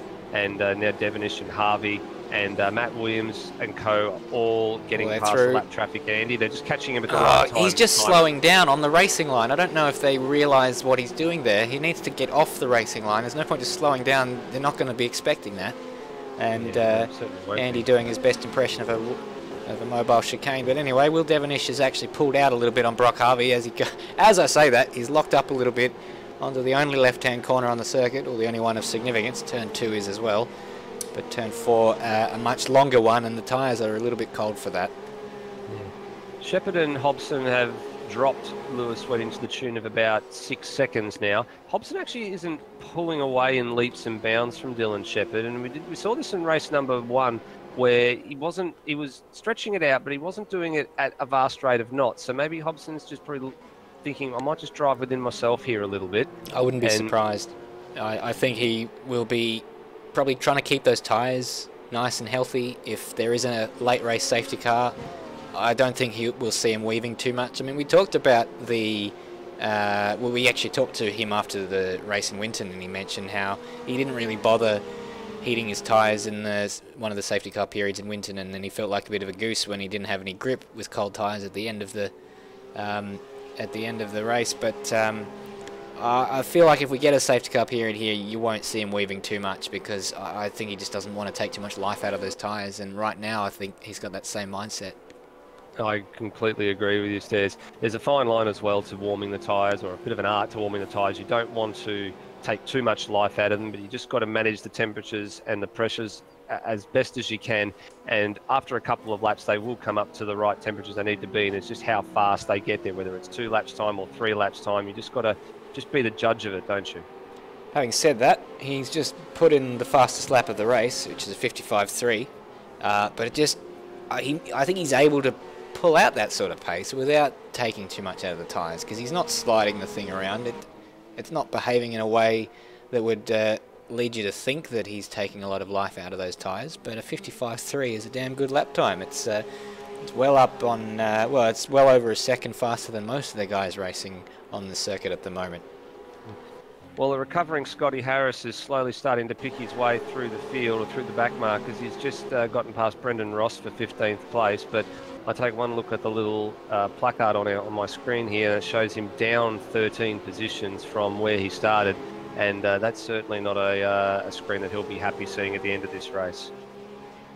No, it's just well, he's obviously in it for the win, considering he hasn't been with us for many races at all. And there's Topher just getting lapped there by Brock Harvey. Brock Harvey just losing touch with Will Devonish a little bit. And Matt Williams not going away at all. That battle for 9th and 10th place is set to rage on for the remainder of this race, and I do hope it does. Ahead of him, Foley's losing touch with Johnny just a little bit. And it all is beginning to spread out a little bit. Aidan Schultz is still within a mistakes width of the car ahead, which is Philip Boak.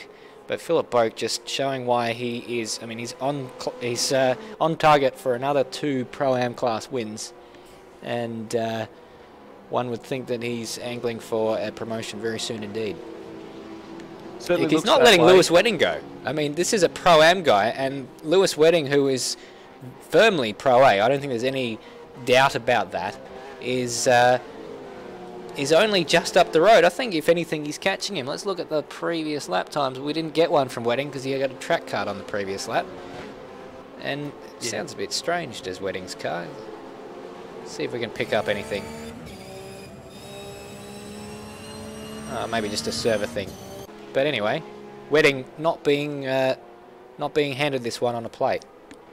No, he's not. And the gap between Boak and Wedding is quite stable at around the 1.5 second mark. So Boak's not letting him get away too much.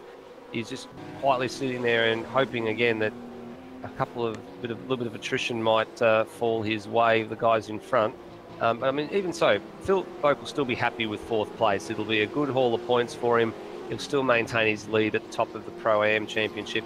And as we've been talking about a few times tonight, potentially looking at going up into that Pro B category if it's so warranted. And we don't think he'll be very far away from that, given his recent run of results. Shepherd took 2/10 out of Hobson on that particular lap. I don't think that's anything of huge concern for Brenton Hobson fans. I think if anything, it's encouraging that he's obviously racing the race and not just racing the racetrack. He's thinking about managing everything, and he's not going hell for leather. He's probably have in his mind at this stage the horrendous. Oh, what's happened? Oh, it's the timing thing. Just as I was looking at it, the gap disappeared in front of my very eyes, but then it recovered itself very quickly. But Hobson is dealing with traffic at the moment, so maybe we take all of these lap times with a pinch of salt. But Hobson's just managing this race, and he will have in his mind the engine failure that he had last week. That he will, and keep looking through the field, and the only real battle on track that's very, very close is Harvey and Williams as Brock blocks it up going into turn number 1. That battle is still raging on. And Schultz is having to contend with Johnny right now. He's fallen into the clutches of an ever-improving Johnny in this race. He's in this round even. He's always been there or thereabouts. And Aidan Schultz is going to have to think about defending pretty soon. He's not on this lap, but if Johnny continues to close in at a rate of knots, may well have to think about defending, covering that inside line into the final corner. He certainly can't make a mistake. Yeah, he's been chipping away, Johnny, just trying to get a little bit of time here and a little bit of time there, but there's sometimes too still. Sorry, Stairs. Brenton Hobson is in 2nd place, and looks like he must have made a mistake. We're going back to see if we can find a replay of what happened. We have to go back a little way because this has happened about half a lap ago, and of course the replay is not going to catch it, is it? At that point he is where is Dylan Shepherd at that point? He's behind him there. Let's look from the onboard of Dylan Shepherd coming down into the bowl. That stage, nothing wrong. It looks like whatever's happened, it's happened there where the server has lost the track of where everyone is. Stairs, just I got some footage of that, and it was as he was coming into the bowl, he got too much curb and spun to the inside of the track. Well, didn't lose too much time, but lost enough. Lost the position though. That's and now, well, you say he didn't lose too much time. That's 4 seconds he's behind Dylan Shepherd. So Dylan Shepherd has effectively pressurised Brenton Hobson into a mistake. This battle for 4th, 5th and 6th has really closed up now, Stairs, with Boak trying to hold off both Schultz and Johnny. This is now the closest battle on track. As we've got a full course caution, Stairs. Oh, I didn't want that. I was looking forward to this battle. I think it might be for Topher, because Topher is DNF'd and he's still going to the garage. So obviously something may have happened there, but this full course caution, and actually there's a car in the wall I just saw. It's Rambo. Rambo's gone into a marshal's post by the look of it. Is that a turn 6? Oh, well, we've just seen the Topher accident.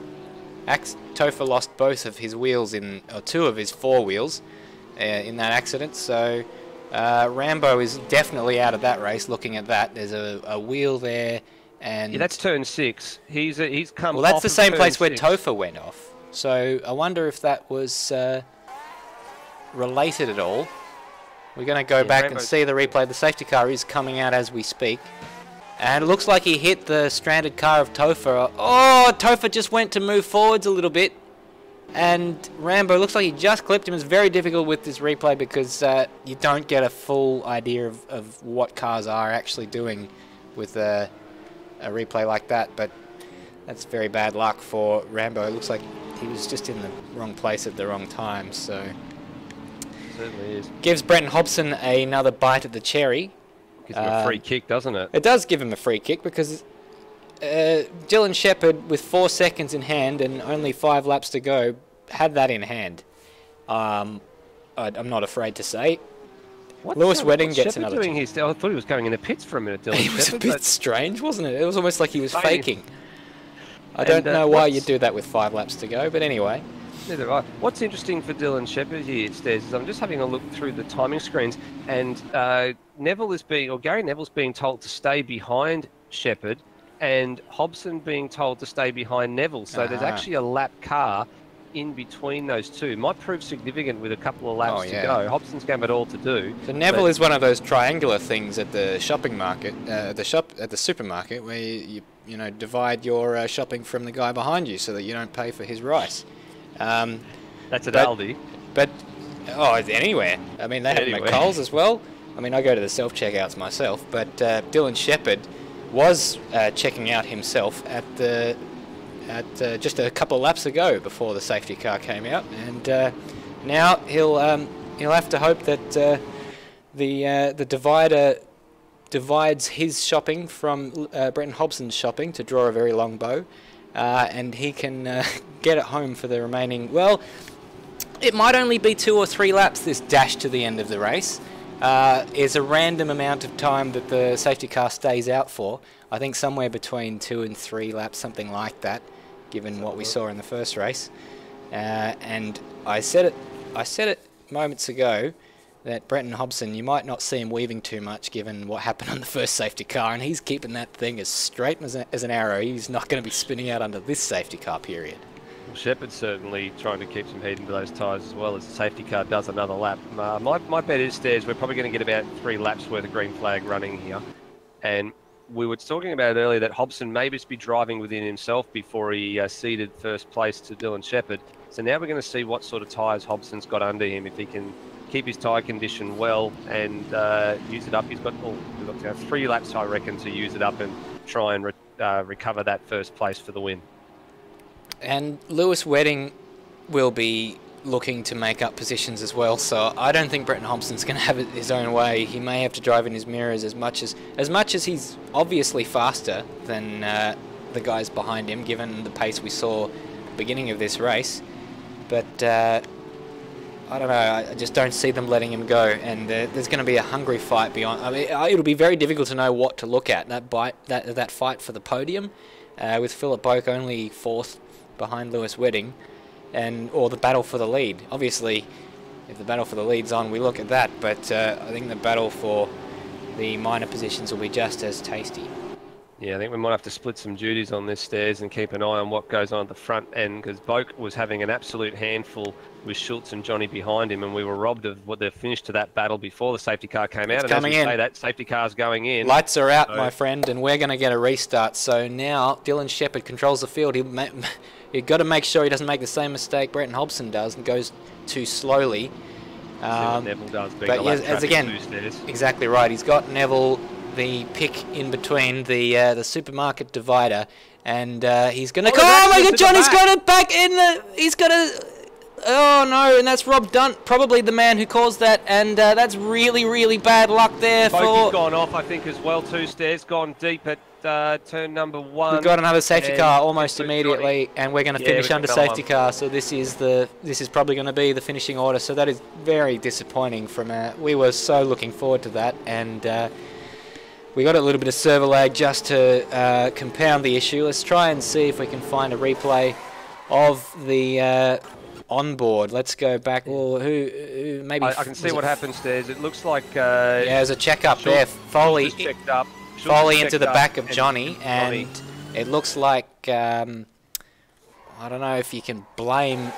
If anyone, you've got to blame Foley for that, but it was unfortunate because all the cars slammed on the brakes in front of him, and he just wasn't expecting it, like you wouldn't on a restart. You're thinking green, green, green, accelerate, accelerate, accelerate, and everyone slams on the brakes. So just try and catch another replay from another onboard to see what happened ahead of those guys. Looking on board with Aiden Schultz, can't really catch it there. Maybe we'll have a look at the view from behind Aiden Schultz, if we can. Oh, you don't really see much from that view. Maybe the car behind, which is Will Devonish. Oh no, that was Will Devonish after the incident happened.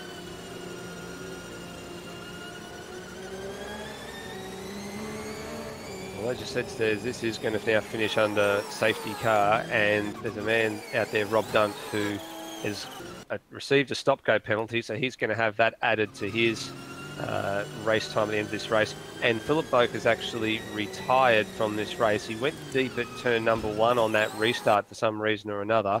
Didn't quite catch that, but his impeccable finishing record in Pro-Am finally comes to a screeching halt.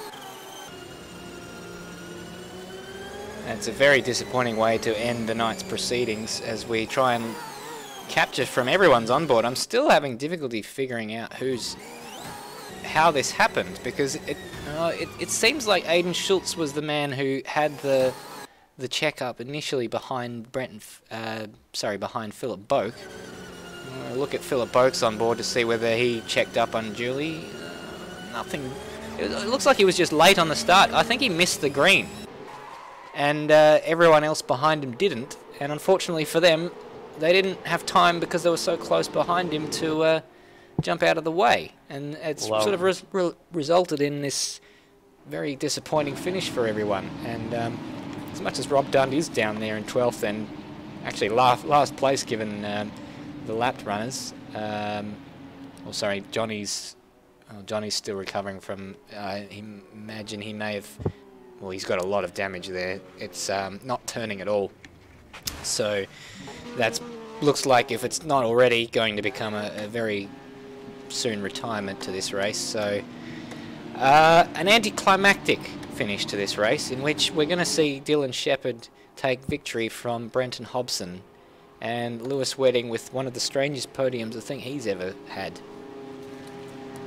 Yeah, it'll be well, Lewis Wedding, after the technical battles he had to get it even onto track in race number 1, gets out for a podium in race number 2. I didn't think he'd probably be thinking he'd had that in him at the start of the night, but he certainly recovered well, and a bag of points. But Hobson will still retain the lead in the championship by some margin. And I don't know what's going on there. Lewis Wedding's gone off the track there for some reason. It looks like someone swerved into him. We've got a mixture of lapped runners in there, but Dylan Shepherd wins your race, which could be yelling with excitement, but it's a bit sad, this. But well done to Dylan Shepherd. He's done everything right tonight. Brenton Hobson was the man who was the quickest guy in raw pace, but he made just too many mistakes. And Lewis Wedding with a podium finish. And it has to be said, there'll be some investigations after that race. Rob Dunt, it seems, may well have that penalty rescinded based on the fact that he passed cars that spun out, and he didn't really have a choice. He didn't really have anything he could do about that, and the stop-go penalty he received was for passing cars under or before the restart, which, well, the restarts once again providing another controversial chapter to the AMS Oz story. Certainly did, and well, in terms of the controversial stories, I want to talk to one gentleman who's in here at the moment by the name of Lewis Wedding, if he's with us. Are you there for us, Lewis? Yeah. Well, first and foremost, mate, can you give us a quick rundown on what happened to you in qualifying 1 and race number 1? Because you didn't get out onto track until almost the race was over. Technical gremlins, I'm assuming? No technical gremlins this time. About 10-15 minutes before qualifying, someone tapped me on the shoulder and was like, "I really want donuts." So of course he had to take the 20-minute drive out to oh my god, to go get some go get some Krispy Kreme. And this person obviously means a lot to you in your life, because that's a hell of a request on race night. I did say straight away, it's 10 minutes until qualifying, but yeah, obviously. So you thought you'd make it back before the race? No, I knew I wouldn't make it back, and I was just hoping, all right, I'll come back and I'll do. I know if I just complete a couple laps at the end there, I'll get points. So. Well, right you are. And well, let's hope that you are rewarded for your services to Donut. I don't know where I'm going with this sentence, but well done, Lewis, on being very selfless in that regard. Thank you. Who else have we got in the chat?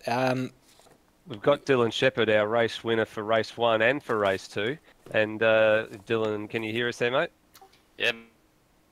Well, congratulations, mate. You ended up with the race win in both races. Well, second one under safety car, and the first one as a result of the safety car intervention. And you had quite a battle up there with Brenton at the front, and managed to hold him off for a couple of laps in some of the races, and I guess capitalised when the mistakes fell your way.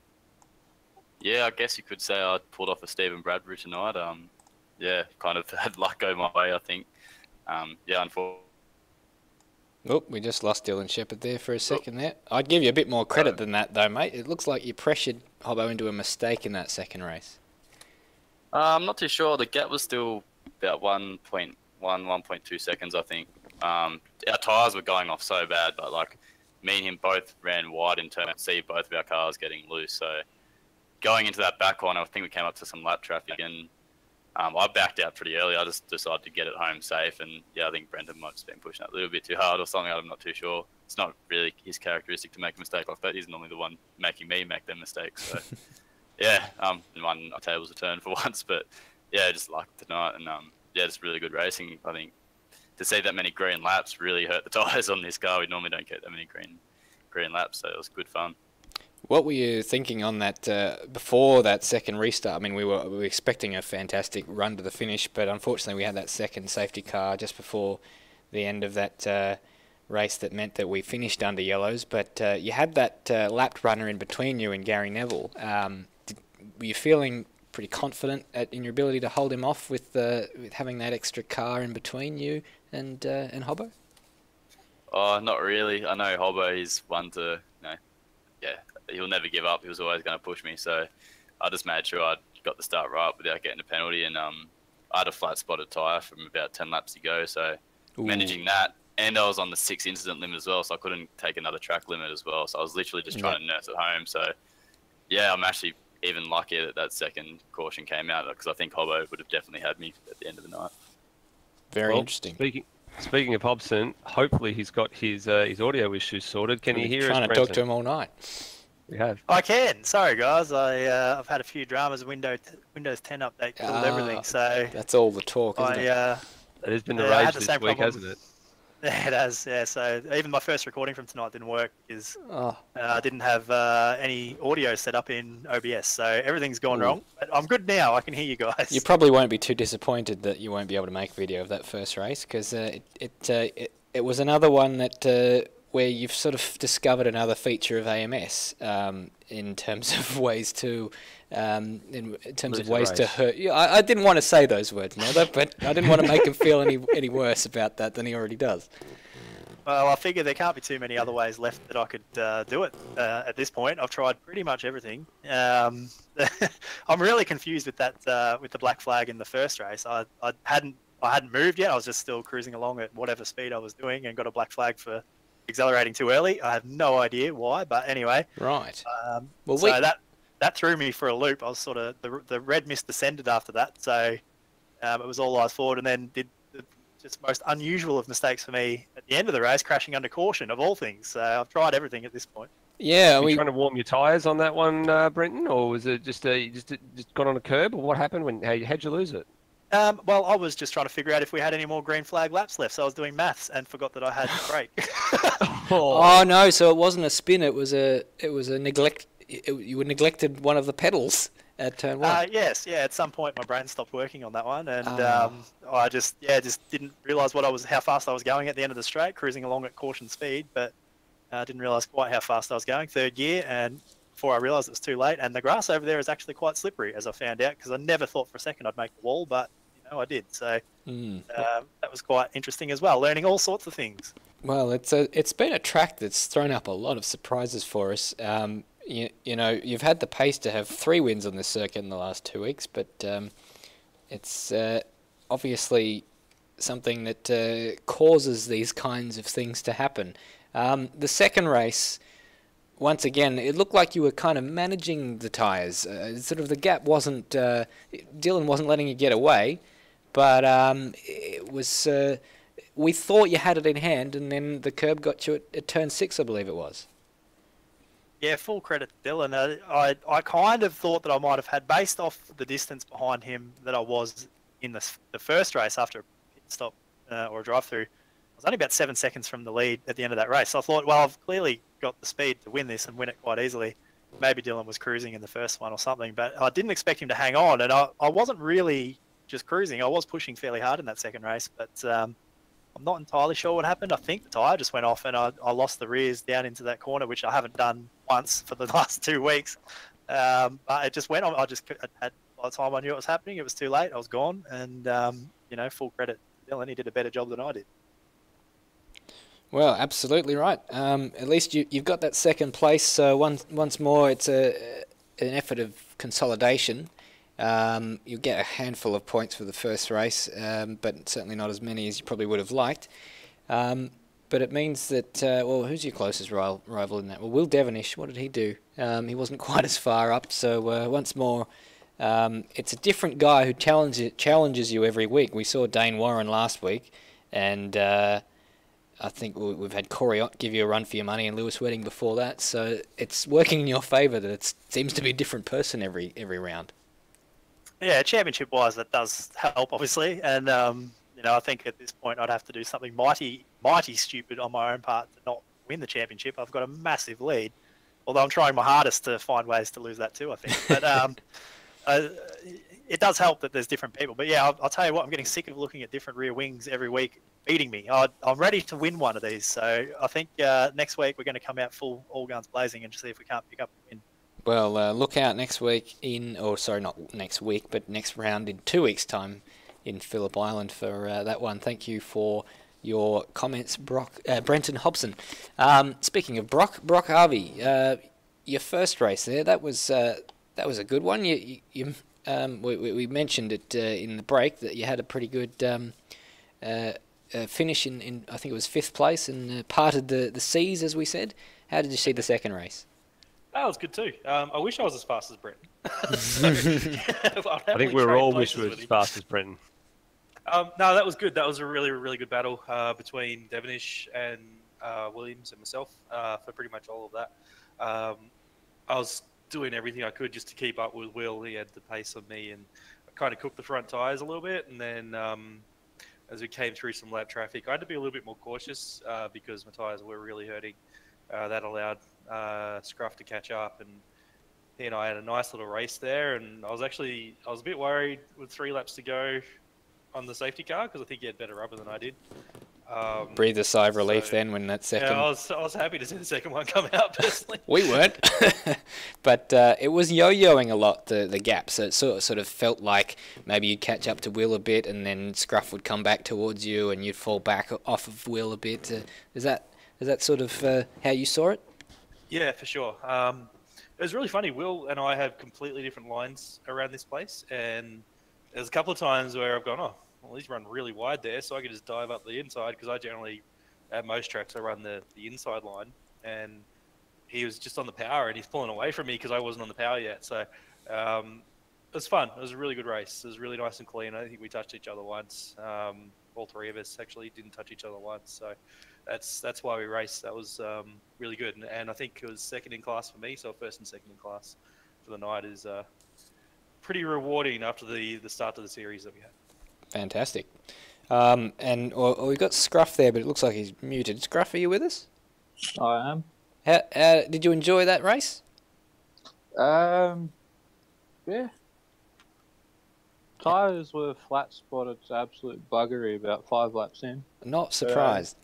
You don't really get the slipstream in these, but I do reckon you do get a lot of aero, whatever you want to call it. Push? Yeah, that's the one. So when you're up close with them, you lock up really easily and you'll fall back a bit, and that's why you see the gap with us going in and out so much. As soon as I went back about 1.2 seconds, it was easy to catch back up, but then it's hard to follow again. And then you think, oh, the aero's affecting me this much, I'll be able to slipstream, and then you got nothing there. So. Well, we certainly noticed that happening a lot. We were obviously trying to keep abreast of that battle. There were battles all up and down the field, and it was one of those races where the gaps were so close that if you made one mistake, you'd lost a lot of positions. Yeah, it was definitely a fun one to be in, especially as 3 or 4 of us that close the whole way through as well. So it was fun to do. I just wish I'd have been up the front of that battle. Yeah, as would anyone in that situation. Rambo, we saw that you were the unfortunate victim of just sort of coming up into a situation where you were in the wrong place at the wrong time. Are you with us there, Rambo? Yeah, I'm here. Just Yeah. thinking through how much karma I've got. Yeah, we saw that incident with Topher that caused that first safety car in the second race. It was what happened there from your perspective? Just, I guess, I was thinking he was going to stay still or at most roll backwards, but he rolled forwards, and at the last moment it was too late, and I lost 2 wheels in the engine block in one go. So, funny thing is, we were joking just, I think, the lap before about where's the safety car, and there you go. So it doesn't take much. Yeah, you be careful. There's the safety, there's the commentator's curse, and then there's the the racers themselves curse, whatever you want to call it. No, I was happy with at least for a track I've never been on to get to the 46. I think it was 46.3 or 4 for the second race. 56. Or 56. If you're doing a 46, you would have been giving Hobbo a heart attack, I think. That's right. I'm still recovering from a cold, so brain freeze. The first race, yeah, finished 7th, but there was a lot of carnage on that last lap. I mean, people were just flying off the track left, right, and centre. So I think I went from 11th to 7th in the one lap. So happy with that. But yeah, a lot of fun after not doing these things for probably a month now in this series. So it's a good in the step direction. Well, then that's a ringing endorsement to anyone else who's been racing in this series and is no longer doing it. Keep racing. We had to combine the two servers today because our numbers have dropped off a little bit in recent times. So please do consider racing next time out in Phillip Island. There's a good segue to our races coming up. The Super Series returns in round 8 for the Phillip Island race. That'll be on the 31st of May 2018. In the meantime, we've got the Supercars next week from Winton Raceway, I should say. We're going back there for round 6 of the Supercars series on the 24th, and I was going to say this weekend the Formula 3, but that's not the case. We've pushed back the Formula 3s for 1 week for the Apex Rear Wing 6 Hour, incidentally, just to plug ourselves a little bit. That happens on Sunday morning, so anyone involved or interested in getting involved, please check the links down below in the description of this video, and you'll get all the information there. Hit us up on Facebook or our apexrearwing@gmail.com email address. Time rapidly running out to get involved with that one, but that should be a fun race. And in the evening, Apex AMS Oz is having the Indy 500 practice session or expressions of interest. That's been one that's fairly close to your heart, Scruff. If he's here. He's not listening. Yeah, I am. I just had it muted. Sorry, I dacked you there a little bit. Didn't give you a lot of warning. I was just happy that you brought it up. Oh yeah, no, I'm looking forward to it. Yeah, I started thinking of that a few months ago, and seemed like a good time, good a time as any to get the first practice up for it, since a lot of us, well, several of us are doing the ARW 6 Hour, and half of the people doing it are in Formula 3 anyway, so I figured get it up and push that one back. So looking forward to getting a few laps in there and hopefully getting a good turnout. Good one for the open wheeler fans, and something very different. We're not, a lot of us probably not that used to oval racing, so it should be a good one. Hopefully, yeah. Excellent. I guess before we close this stream off there, Nether, have you got any closing thoughts for what we've witnessed today? Well, in terms of the racing, I say it every week, I can't say we were bored, but we were getting to a point in that second race where some of the battles were just shaping up nicely, and we were deprived of it because of the safety car. I mean, we would have loved to have seen that gone a green flag distance and seen what Hobson could have done to get back his first place, and what that battle with Boak and Co in the midfield was going to present for the minor placings. But looking forward to when we go next to the Supercars, to the Super Series at Phillip Island, because it will be a track we've already visited in the Supercars, and what sort of a race results in store, given what happened when we went there with Supercars. Well, yes, we had Sam Dunstall win in the Supercars after another, I want to say uncharacteristic mistake from Brenton Hobson, but he's sort of turning it into a characteristic mistakes. But it's difficult to say that when they're all different mistakes. So, you know, you might just put that down to inexperience with Automobilista coming from an iRacing side of things. That's right. And a result that we probably weren't expecting, I guess, tonight with Dylan Shepherd getting both race wins, moves him up to 12th in the standings after only just sort of 3 rounds in the series.